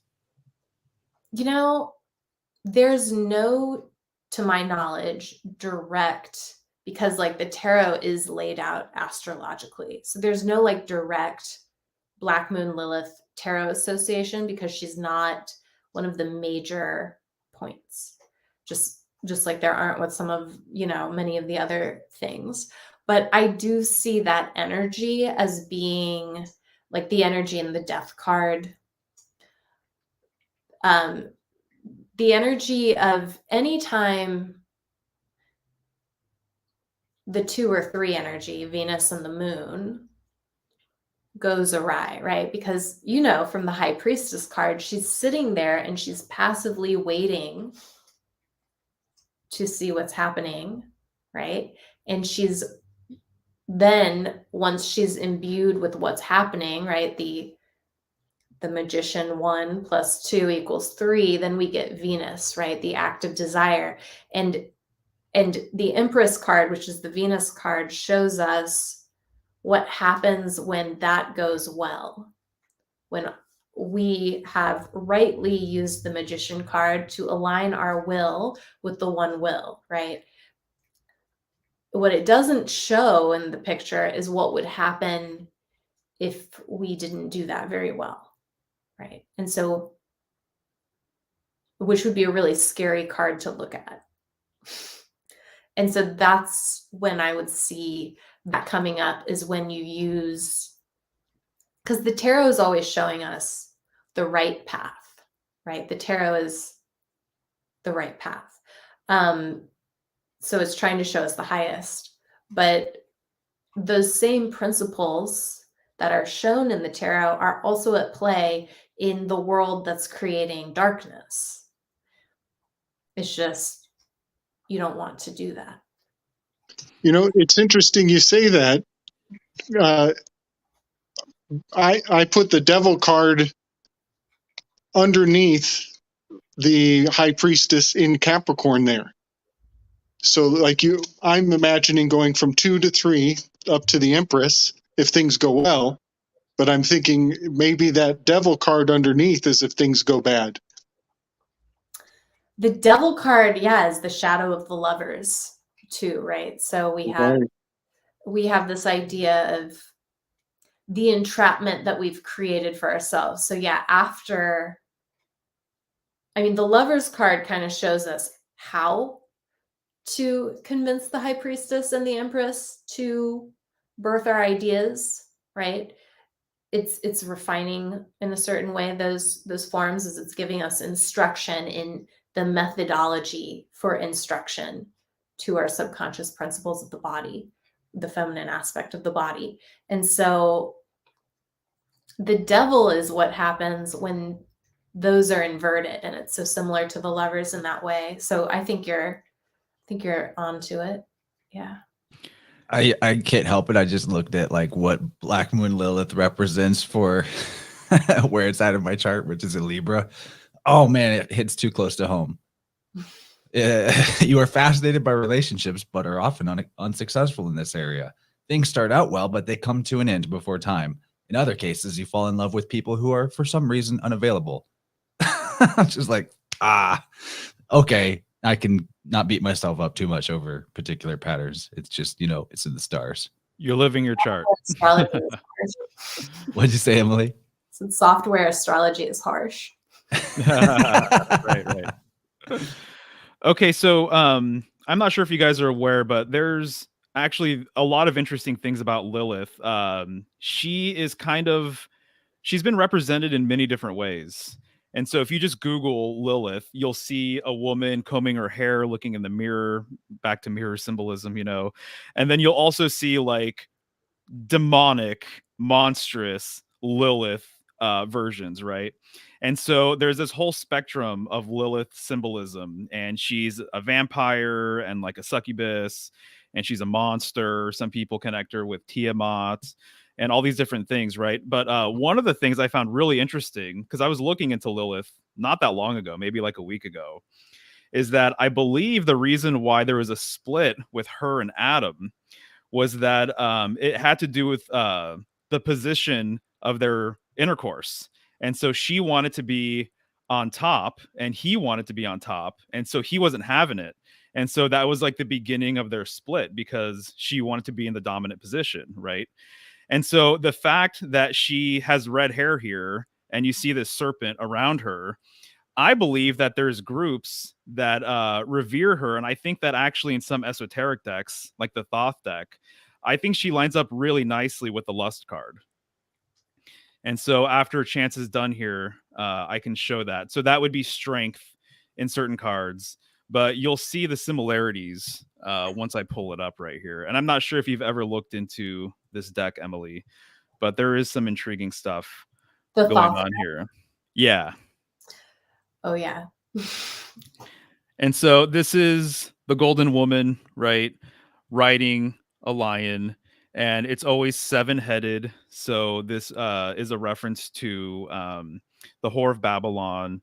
And she typically is holding a chalice of filth and of abominations. This is very close to Tiamat or Angerboda in Norse mythology, giving birth to all of these monstrosities.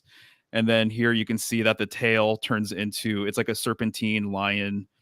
And then, of course, here we have Teth, which is symbolic of the serpent, right, in Hebrew. And then you've got the Leo correspondence. And so I'm not sure if that does anything for you, but I kind of think that maybe there's an aspect of Lilith here in this particular version of the Lust card. Maybe. So the Thoth deck, I mean, I believe you, because I mean, that's the strength card in the other decks, right? And of course, Aleister Crowley, who is behind the Thoth deck, had some different opinions about what needed to go in, and also was on presumably a path that might not have been fully in the light, right? You read his writings and he says some very disturbing things about children and many topics where you're like, oh, this guy seems like he was into evil shit, probably. The magic is in the butt. That's the main lesson with Aleister Crowley. That's his catchphrase. Yeah, like I don't know. I had a weird experience. I found in my parents' house a book by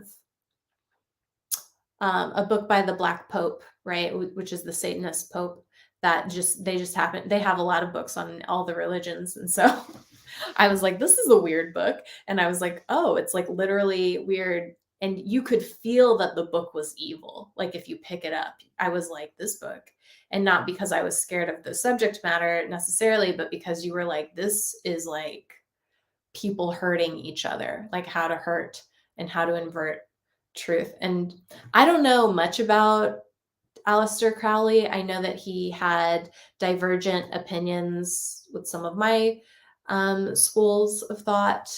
And I know that some of the things I've read from his pen have been alarming, but the Thoth deck is super interesting and it's very raw and very powerful. And so I like that, because in the strength card and other decks, it's the depiction of the right use of the Kundalini force rising up and the full alignment at that point of the body and the power. But many people go to yoga and they're like, I just want to raise my Kundalini. And then they artificially raise it and don't integrate it. And then crazy things happen to them, right? And they need to go to a someone or other to fix the crazy things that are happening to them. And so that card to me, I'm like, that's what I see. Is I see that experience of consciousness booming out and destroying you. I gotcha. Yeah, fair enough. No, there's so many things going on. I can't even claim to know who he really was, honestly. And so that's kind of where I'm at with it. I just know there's all of these artifacts and books and everything else. That some of it's intriguing, some of it's not, you know.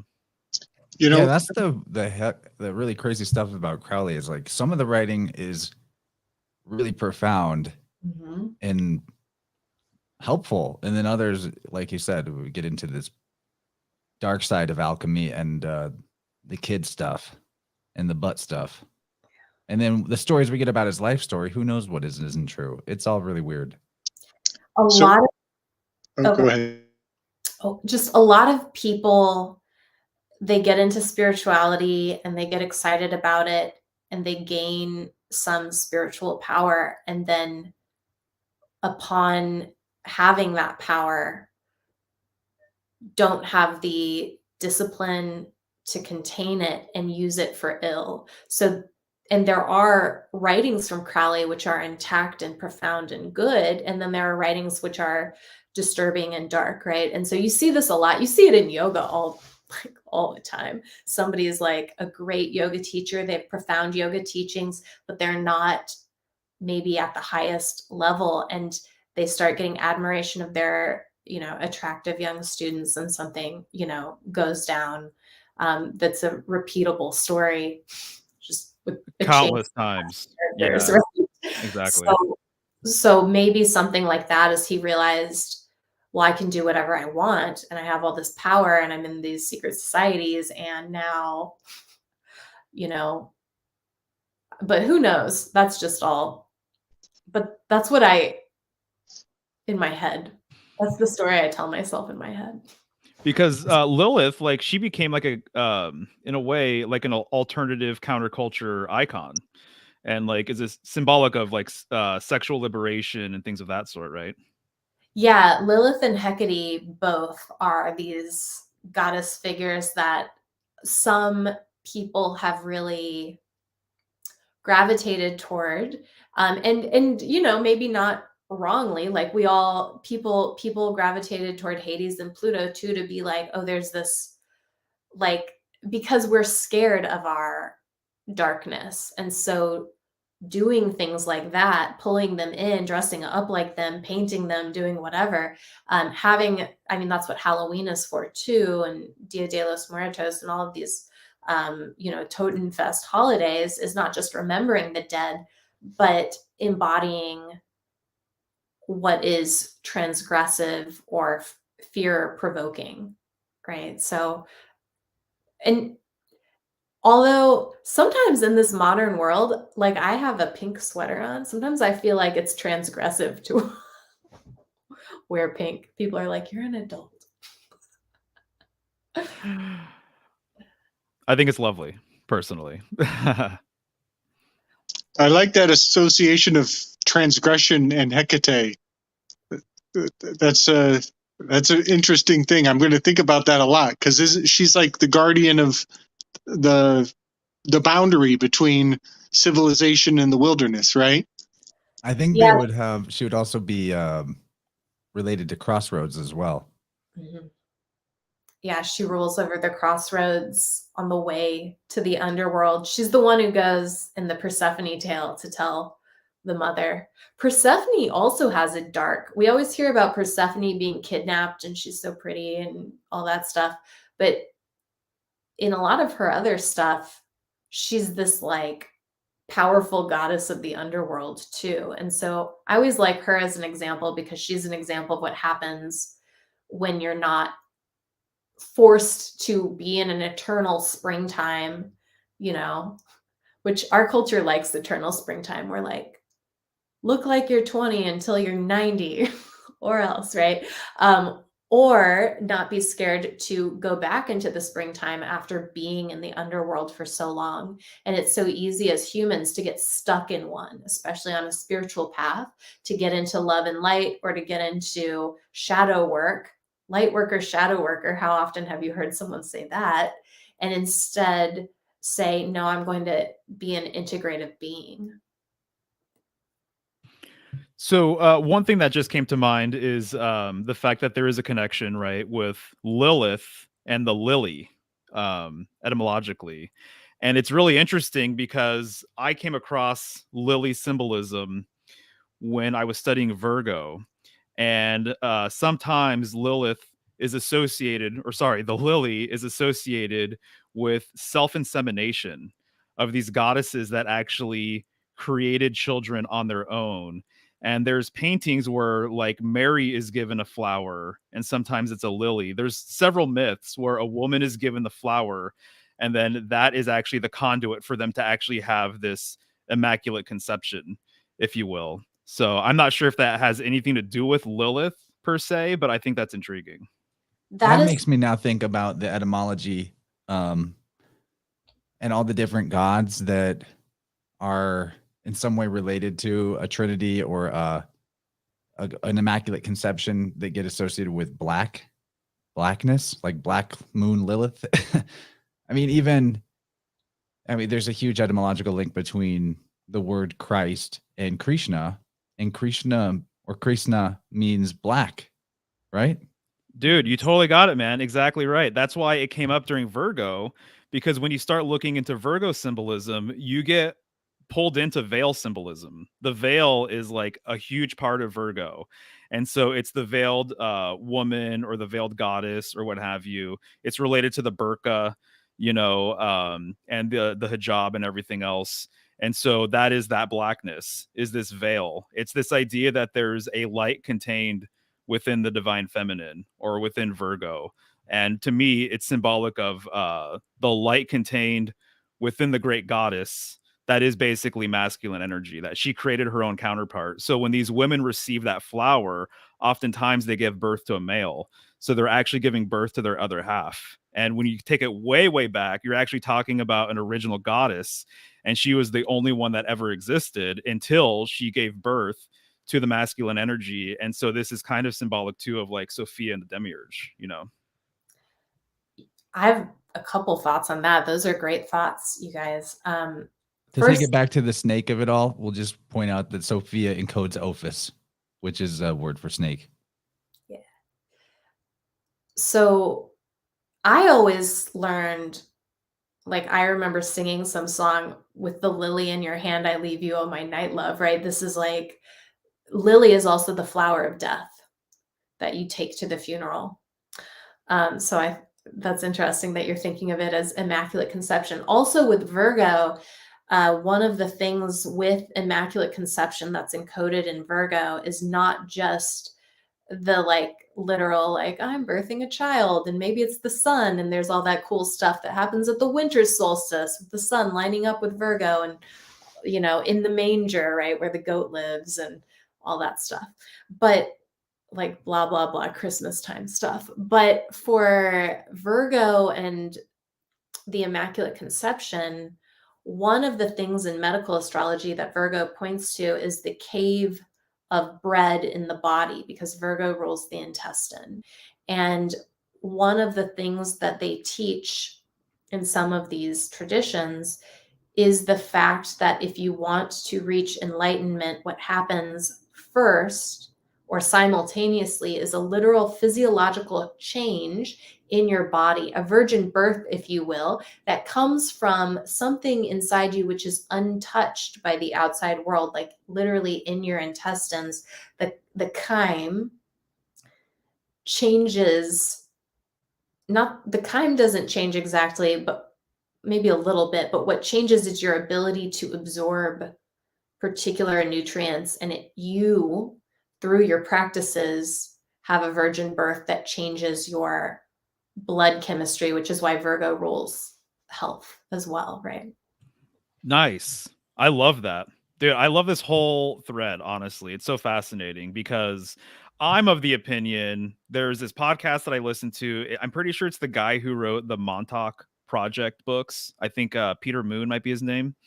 And he was going on about virgin birth symbolism in a show. And I don't know if he actually ended up writing a book about it or what have you. But he was of the opinion that virgin birth is an esoteric occulted secret, and that it actually still happens. But he I think he theorizes that it used to happen way more back in the day. So for whatever that's worth, I'm going to throw that out there. So there's A a long time symbolic ago in a component, and galaxy far, far potentially away, you know, Anakin Skywalker's mom had a virgin birth. that's right. Proof that it happens. So yeah, so there's this symbolic component, but then there's potentially an actual literal component as well here. I'm wondering, Emily, since you do have a lot of knowledge on the side with the Indian mythologies, is there a correlation here? Yeah, well, Skywalker actually refers to, I think, the Kechari Mudra, which is like it's Skywalker is a translation of something in yoga. It might not be Kechari Mudra. It's something. Skywalker refers to something in there's a skywalking aspect of Tantra. So that's or do you mean with the virgin birth? There are Yeah, the virgin birth. But now you got me Googling Skywalker Mudra. I'm like, let's talk about Star Wars. Yeah, there are a lot of virgin births. I mean, Parvati gives birth to Ganesha by shredding some skin off of her because she needs someone to guard the door while she takes a bath.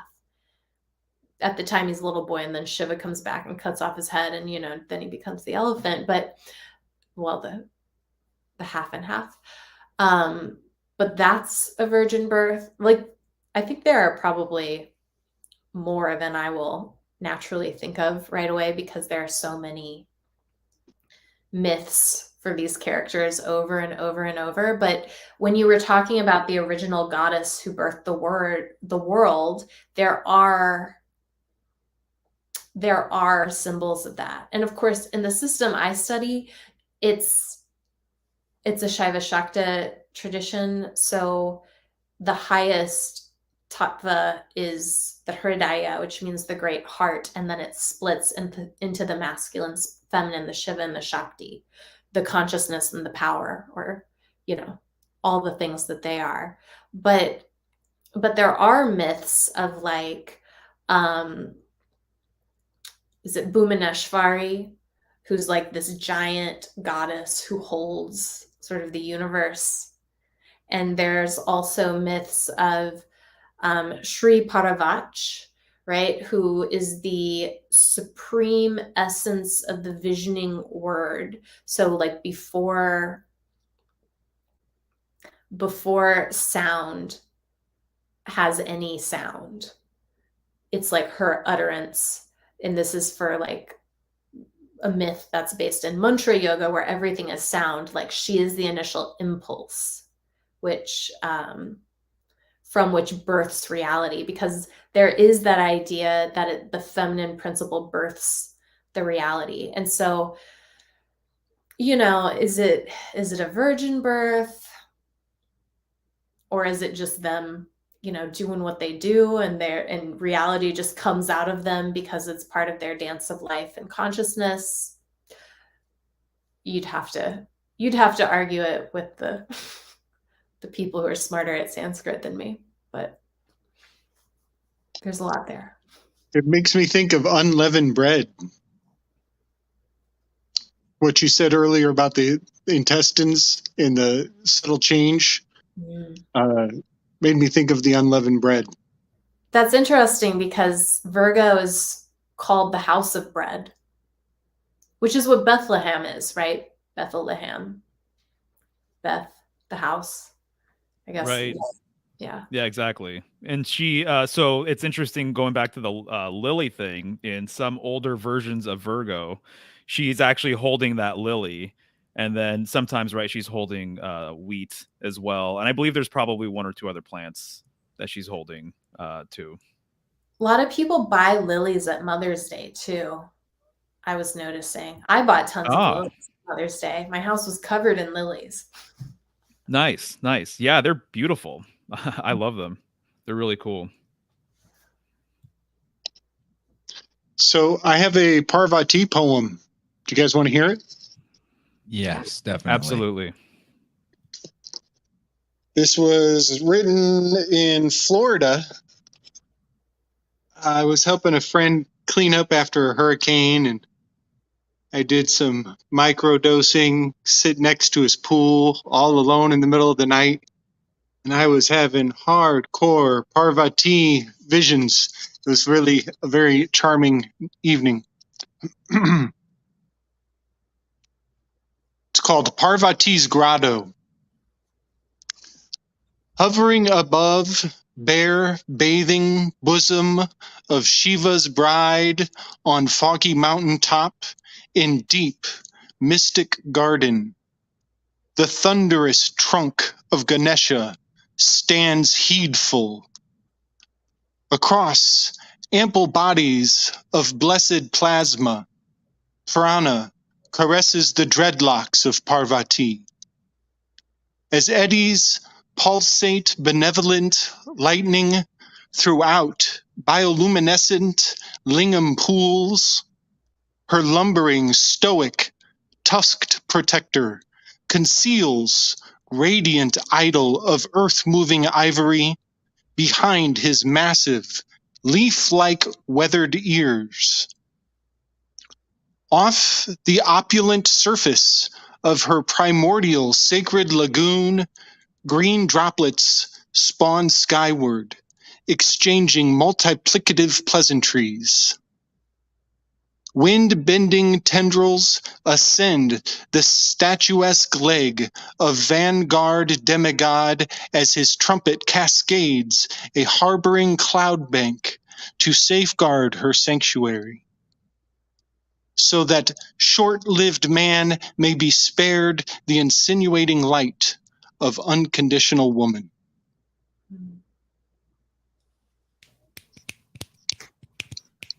Beautiful.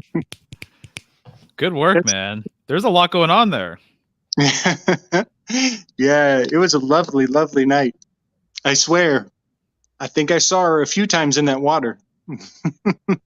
You know, one thing that's interesting, you brought up microdosing. I wasn't microdosing, but there was a time where I don't know how else to describe it. I've brought it up before, where I had like this spontaneous psychedelic experience take over my life for a day.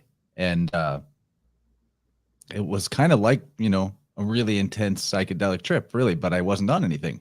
And during that, when I closed my eyes, all I would see were these two goddesses that were like dancing and weaving, but they were like made of golden points of light and green points of light. There are two of them. They were each that color. It was kind of like a pointillism or a constellation, but that was emerging. The figure of a goddess was emerging out of these points of light. It's hard to describe. Cool.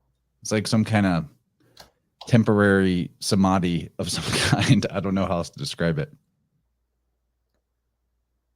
That's awesome. We used to call those flashbacks back in the day. I haven't done very many psychedelics. I don't think I've done enough to get flashbacks, but I don't know. Maybe. That's funny. Is there any, you know, I had one topic that I don't know how much this will or won't get us into, but for some reason it keeps popping up into my mind to ask you if there are any Atlantean ideas, maybe not by that very name, but in the Hindu mythologies, is it Atlantis or something like that? Like evident? I mean, with Atlantis, I always think about the flood, right? And Atlantis is tricky because there's also this idea that there were multiple sophisticated civilizations that simultaneously disappeared and seemed to leave Earth, right? So then we could talk about certain peoples who originated yogic tradition as well as Egyptian tradition and, you know, all the different places. But similarly, I think a lot of people think the Noah's Ark story is Atlantean in a certain sense. There is in every culture the story of the flood. So one of the forms, so Vishnu incarnates in different forms. Some people think maybe Christ was a Vishnu incarnation. Some Ding, people, ding, ding. Yeah, like Vishnu, V is phonetically mirrored to F. He's literally Vishnu. Yes, exactly. And yeah, so he comes as the great fish in one of his incarnations, right? An earlier incarnation that would align with about the time of the right. Krishna is like a later than the fish. So one of the incarnations, I actually have a painting in my living room, or a drawing, an ink drawing that I bought in India of Vishnu as the fish. Because 20-year-old me was like, cool mermaid. That's awesome. Yeah. I also accidentally bought a fertility painting. They were like, I know. Lots of things.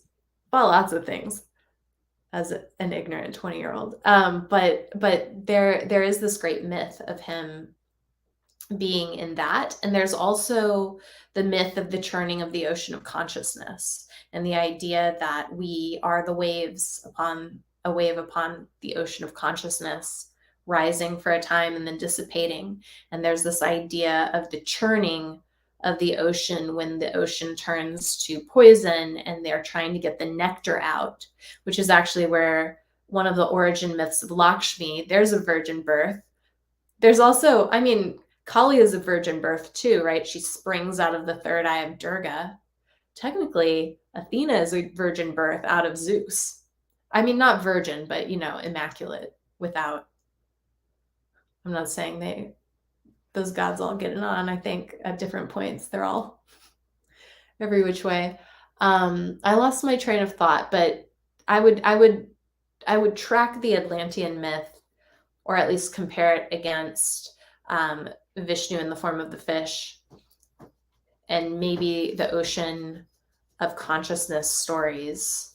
Although I think you have to be careful with too many oceanic metaphors all being Atlantean, because Atlantis is specifically lost in a flood, but I think the flood ones track pretty well. It's interesting. Another character who's lost on the waters was Jonah. And Jonah is a weird one. First of all, it sounds like, if you give it the soft J, it sounds like Yona. And then we're getting really close to the Yoni symbolism with that. But on top of that, it's an anagram, a near anagram for Noah, Jonah and Noah. I think about Jonah and Noah all the time, actually, because Noah is a drunk. And because Jonah, right, he's supposed to go to Nineveh and tell the people to change their ways. He refuses, and that's why he gets eaten by the fish and then spat back up, so that he can go to Nineveh, tell the thing, and then die, right? He dies watching his own failure.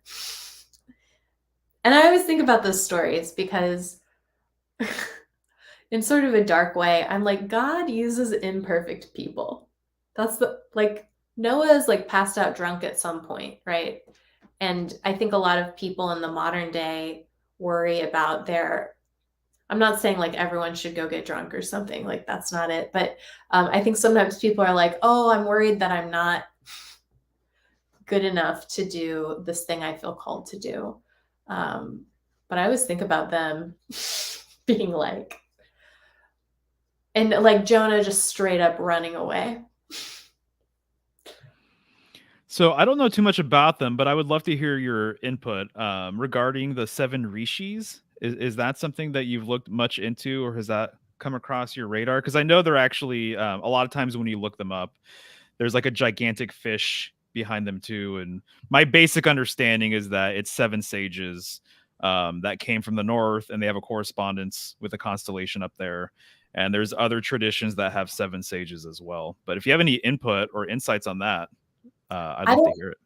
I don't have a ton of insights on that, although I think about the rishis a lot, but probably different ones. I'm wondering, though, if the 7 that you're referring to are related to the 7 sisters, or the Pleiades, or the Subaru. I always laugh. The Subaru cars, our name. Oh, for with that. the stars. Yeah.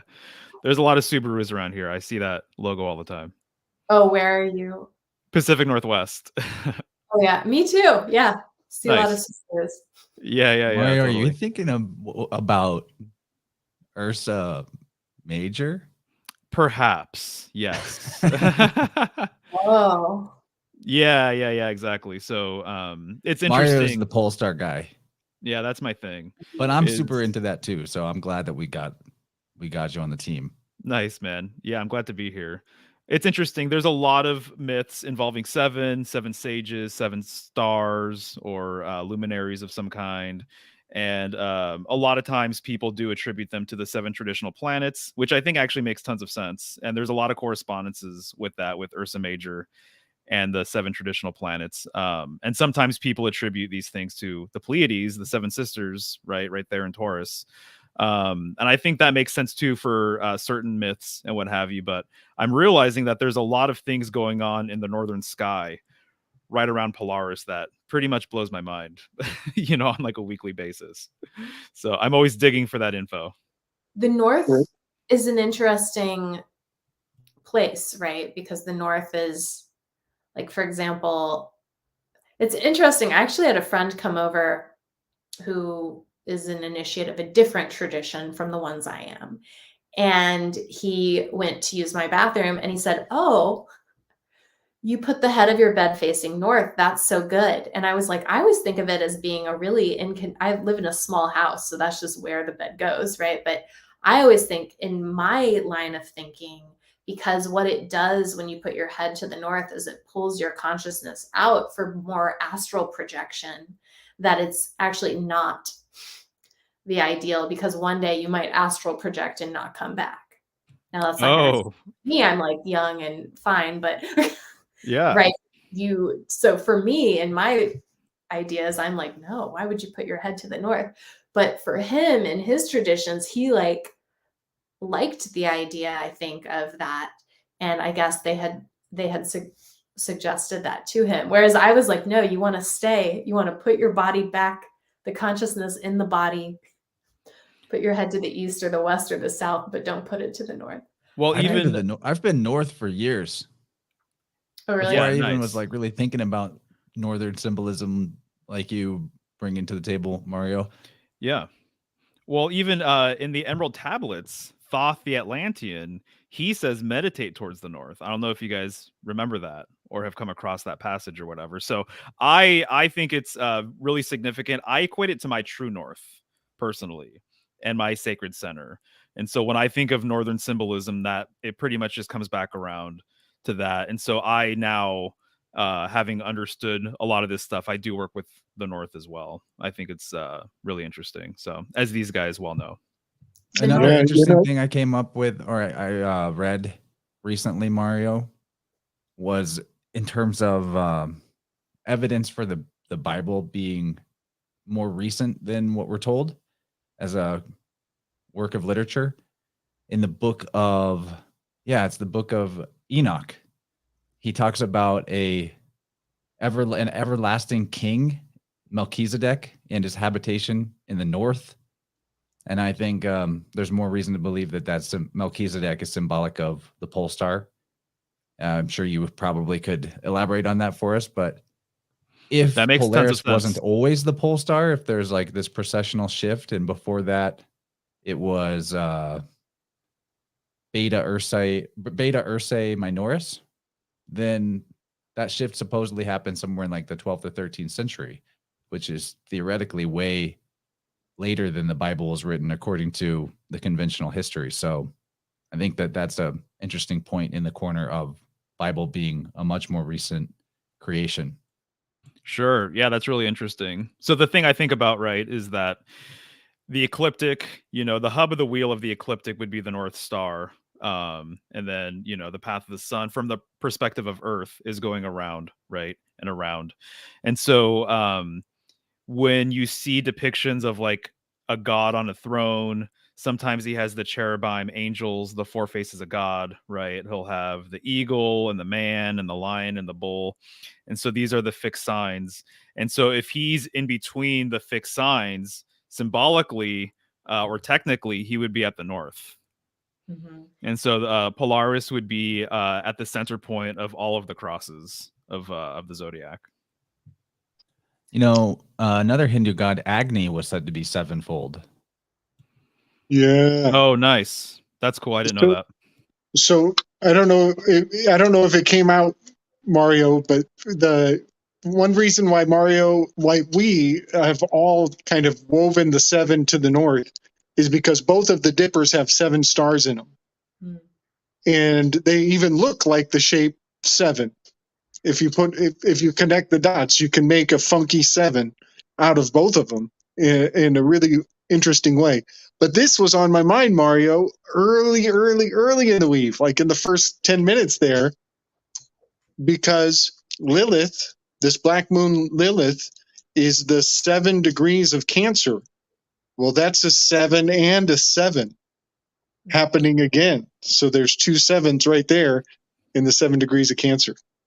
Nice. Very cool. Oh, go ahead. Oh, no. And then I'll just say Cancer corresponds with the Chariot card, which is the 7th card. Mm-hmm. And also, sorry, last thing regarding 7, we associate G with 7. I know you've associated G with 3, Gabe, and Chance, which makes sense. But I was just reading some notes that I had taken like years ago. And if you go through the alphabet and come back around, G is also the 33rd letter. Mm. And now we have 2 Gabes. That's awesome. What'd I do? I'm going to remove the other one. Then The multiverse of madness hits Vibe Rant. the old Gabe froze and the new Gabe just showed up. I don't know why. I'm kicking out Bizarro Gabe. Okay. So what were you going to say, Emily? Oh, just that. Well, a couple things. 7, of course, is the number of one of the traditional chakra systems, but also 7 in occult sciences means victory. And also the wheel of the spinning wheel, right, which is the vortex chakra of existence, which is depicted in, I think, as you were mentioning, in key 10. The center point, like one of the things that card's showing you how to do is to rise above the vortex wheel. And so how do you get to a still point? Well, you go to the eye, right? Which I think you're rightly assessing as Polaris. But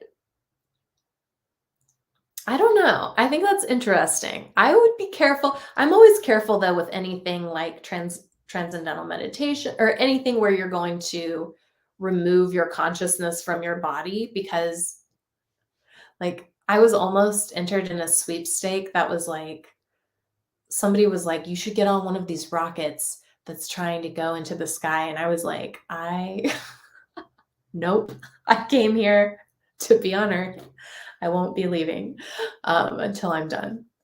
Yeah, that's one of the reasons I'm highly suspect of all that we're told about people going to so-called space, is because I'm like, I happen to know that my consciousness is innately tied to the electromagnetic field of this realm that I'm standing on right now. And like whenever there've been experiments where you put people into like a Faraday cage type room where all frequencies are completely blocked out and there's nothing at all going on in there, and pretty quickly they go crazy. Yeah, dude, exactly. This is why, by the way, there's so many sci-fi movies, space movies, where things go terribly wrong and people go nuts or whatever. There's always some sort of catastrophe that happens, because I think that it's kind of speaking to some of this stuff. You know, what kind of creeps me out is how thorough and how preserved the programming of a rapture seems to be. It goes all the way back to the Bible. You see it in Mary Poppins. You see it in so many films where at the very end, everybody just floats away. And here today, they're still trying to sell us on a rapture. That's some crazy. Sure. Yeah, exactly. You know, and then back to the snake of it all. The word rapture comes from philologically, it's very connected to the words for reptile. Oh, yes. Okay. Hold on, I've got a lot just downloaded all at once. So I've been thinking about this is really blasphemous, but hang in there. I've been thinking about how Zeus. Yes, Did I do it right? Is that the right way thank to do you. it, or did I invert it? Uh-oh. Good Did I enough. just blaspheme? Hit us double. Give us double. A-R-I-Z. A-R-I-Z. Okay. How Zeus is, so notorious for, his modus operandi of not asking permission or caring much for permission, and how there is theoretically something to be said about Jesus being a name that gives Zeus permission. Yes, Zeus. That is really something to think about. That saying yes, Zeus is giving permission to a spirit that didn't used to ask. Wow, that's Was really it- intriguing, man. And the fact that rapture has the word rape in it. Sorry, Yeah, go it's ahead. from the same root. The word yes actually comes from the word for Zeus. Yep, and also the words for the sun. That- Like there's so many actually. Yah, where we get Yahovah, Yahweh. Man, it just goes on and on. I could find a list right now of all the words that derive from that very maybe first pairing of vowels I and O. I-O, the one and the zero, the pole and the hole, that gives us our like chief deity and all the different names for it across mythology. That is absolutely worth chewing on, man. Thank you for sharing that. Yeah, fascinating. and the other thought I had, this is for you, Mario, is you said the hub. You mentioned the North Star is like a hub, and that just jumped out on my mind. I had to write it down. That's a HB. And HB is becoming more and more interesting to me. It's 82. That's the symbol for lead, which is the PB, the peanut butter that we just sacrificed. Relates to my Belphegor's Prime and the Benjamin Franklin Magical Square, 82. But HB, hub, is also like Holy Bible. It's also Habala in a very interesting way. So there's something really cool about the hub in the HB that I'm probably going to be expanding on. But then, yeah, that's all I'll say about that. Nice. You're always on it, man. That's great. We're getting to a point where I want to have everybody put out some closing thoughts or final questions for Emily. And we don't have to like speed through it or anything, but let's try to find a way to like conclude. Sounds good.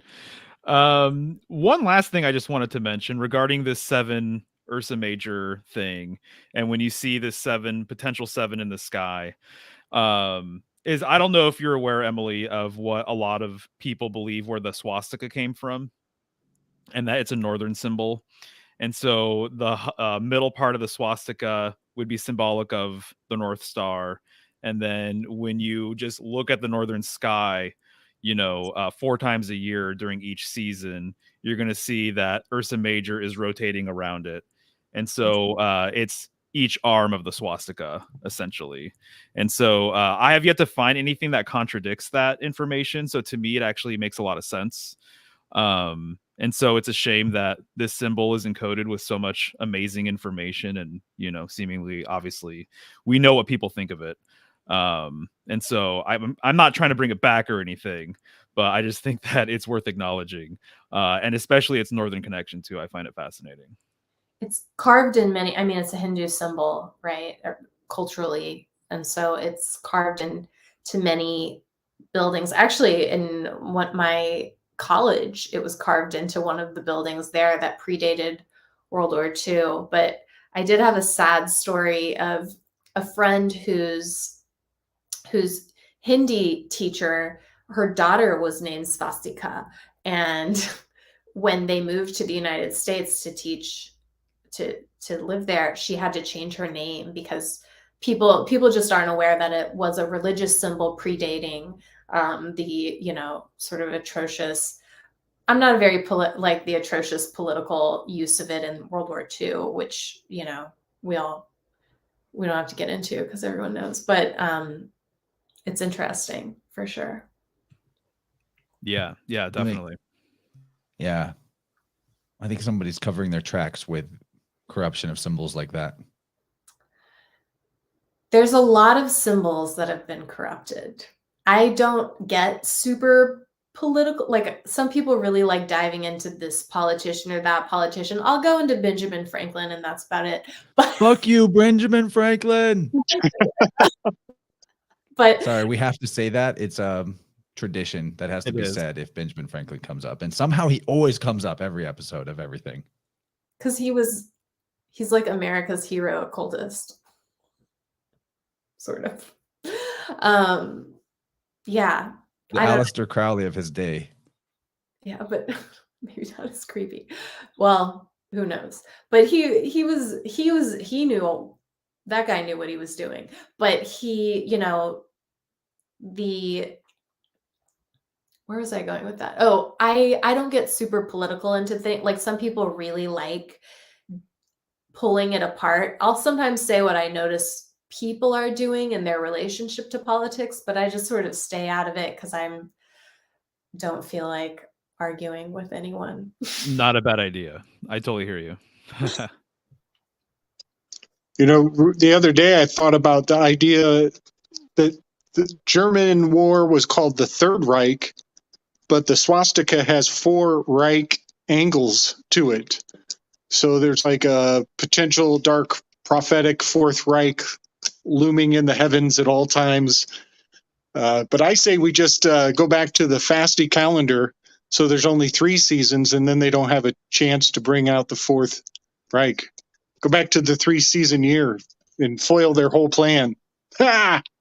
I mean, those guys create war and bloodshed or evil, right? So however they've usurped the symbols in the past, and it's like, I don't mind getting political about that. I'm like, I don't like war.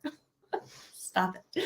Or bloodshed or killing people, right? So anytime you see people doing, like, you know them by their fruit, right? So you're like, oh, I see that this is evil because you just see evil things happening. Now, in our modern age, many of us might be blind to the evils that are happening around us because spin, hype, news, whatever, you know, is happening. And I imagine, like, in that day, many people were blind to what was happening very close to them as well, right? And we have, I mean, people today still are using things, like they did all these really atrocious experiments on twins that if you go to a college class in psychology, they'll still be teaching you about. They'll be like, this was bad that they did that, but we're just going to keep. Yeah, so there's a lot there, but yeah, I'll and just there's come out like, and say it. Like, a lot of foundations of modern pharmakia come from experiments that group using the swastika were doing. Yeah. oh They yeah, say- there's towns in South America. I don't know if this is what you're going to say, Gabe. Maybe not, but there's towns in South America where a lot of Germans live, and they have an abundance of twins, kind of mysteriously, eerily. And so there's a whole sort of rabbit hole you can go down with that one. Yeah. Mangala stuff, right? That is news to I was me. gonna throw the quote out, and I don't know who this quote belongs to, but science progresses one funeral at a time. yeah. Sad Good one. So I really love that you said that 7 equals victory. Thank you for that. That's a gift I'm going to enjoy processing for a while. That's really neat. It right away it brings to mind the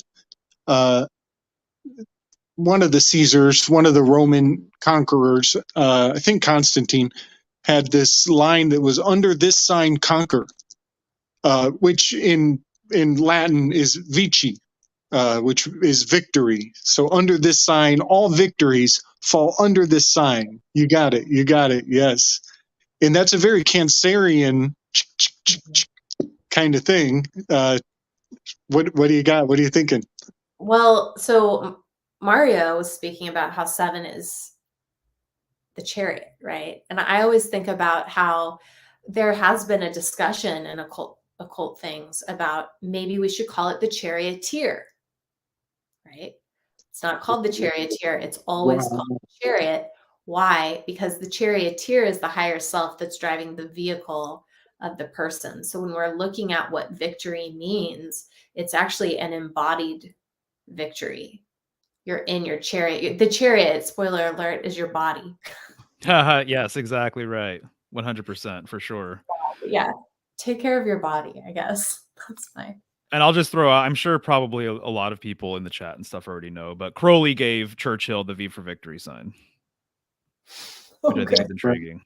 Yes. Yeah. So there's that. And the one more thing about that, under this sign conquer, that comes to mind is the Kyborium, the word under. 100%. Yeah.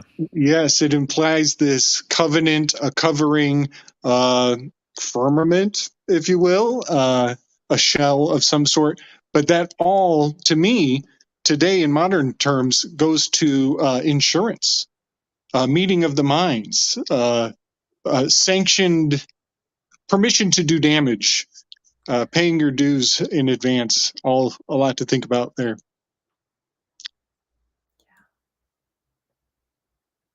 I'm still on this whole 7 thing. Good. There's go a ahead. lot of meanings for all the numbers. Every number has a specific meaning, right? So they'll come to you in weird moments. 7 is certainly a good number though, and a good one to think about as far as Cancer. And of course, Cancer is mostly in July, which is the 7th month. That's right. Yeah, exactly. Great point. What you got, So like Gabe? in ancient Hebrew, according to Strong's concordances, Sheba, I think you would say Sheba, or maybe Sheba is the Hebrew word for 7.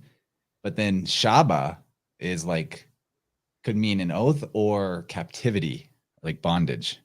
But then modern Hebrew speakers, when they say Shaba with like 2 B's, it's like their way of saying cool. When we say something's cool or good, it's kind of some weird. Because in Sanskrit, Shiva is corpse. There's a saying, Shiva without Shakti is Shiva, and it's a literal understanding of the feminine aspect of languaging, which is the feminine aspect of power, entering with consciousness to create life, right?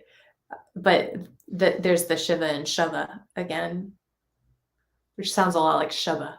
Really interesting. Yeah. And then I really think that there's a huge link between Sanskrit and Hebrew, personally. I think we're looking at the same tradition that just was separated across some time and distance, but Definitely. Saba is completeness or wholeness or you finished, you win in Hebrew. And then we do this VB switch between many languages. All the time, V's get pronounced as B's and vice versa when people are moving from one language to the other, kind of like the LR thing. So that's Saba or Sava. So it's getting us back to our Savior, completeness, fullness. And talking about the North thing as well, the way that we got the Western Kabbalistic tradition and the Eastern yogic tradition, some scholars do believe central origin point originating with Thoth, right? And so coming down, the way yoga tradition is, there were Dravidian people already present in India, but a lot of the yogic knowledge too came from what was known as the Aryan people, again, unrelated to that whole World War II thing. They usurped that name, right? But those were people who were probably nomadic, came from the north, rumored to have blue eyes. And they have sort of a, like when you hear people talking about them, they seem like star people from the north. Like they're and there's a very big focus there, which if you're in India, on the Himalayan mountains, right? And the sacred mountains to Shiva. And anyway, which is north. Yeah, no, exactly. I think the Aryan word ultimately is a northern word for various reasons. And so it makes sense that, there would be the European Aryans using the swastika, and then you have the Indian Aryans using the swastika. And so I've said this before, and I know you've been to India too, but, seeing little taxi rickshaw things and it's a red swastika and it says Aryan on it, it just like blew my mind sort of thing. But I think the common thing is really northern symbolism. And I have a book I'm waiting to dig into, and it gets into all of that stuff. It's called the Arctic Homeland of the Vedas. Cool. Yeah. Cool. Nice. So 7th triangular number is 28. 2 plus 8 gives you the 1. Brings it all together again. That's the 28 pads on your palms of your hands. It's a full moon. How's that for completion? The kingdom of heaven is at hand. Yeah, buddy. All right. Well, it seems as though there's really no end to the weaving and the flowing and the knowledge. You guys are so amazing. This has been a good Vibe Rant. Emily, you're welcome back anytime, as I've said, even if it's not like you're the honored guest of the week. I bring in my homies to help me out every Wednesday, and you're totally welcome on the roster of regulars like Gabriel and Mario here. So just keep an eye out for one that looks fun. And if you want to join anytime, you got nothing else going on a Wednesday anyway, hit me up. Really love having you on. And if not, we'll just make sure and do it again pretty soon. Next time there's some interesting space weather. So we'll finish up here. Is there, can you give people, I should have had to do this way earlier in the show, but can you give people your website and let them know in full detail all the things that you have on offer for people that want to work with you or follow what you do more? For sure. And thank you so much, Chance. It's always so fun to talk to you. And Mario, Gabe, you guys are awesome. I loved hearing all your thoughts and chatting with you. So thank you for having me on. It's such fun. And yeah, my website is my name, emilyridout.com. That's EMILYRIDOUT.com. I'm on Instagram pretty regularly, which is Emily Ridout Astro-Yoga. And then you can find pretty much everything I do from there. I do astrology readings. I teach classes on this stuff. I can teach you how to read astrology. I can teach you to do the form of medicinal astrology, which is present in Astro-Yoga. And I'm a nice person. So if people listen to this, reach out and say hi, and I'll say hi back, and we can collab. All right. And where do they find you, Mario?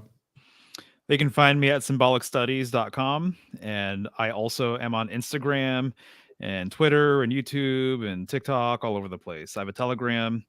So I basically put out content revolving around each sign during the sign itself. And so we're coming to an end here with Gemini stuff, and I'll be moving on to Cancer. So I'm really looking And what did you just put out? With literally my last video. Is that what you're asking?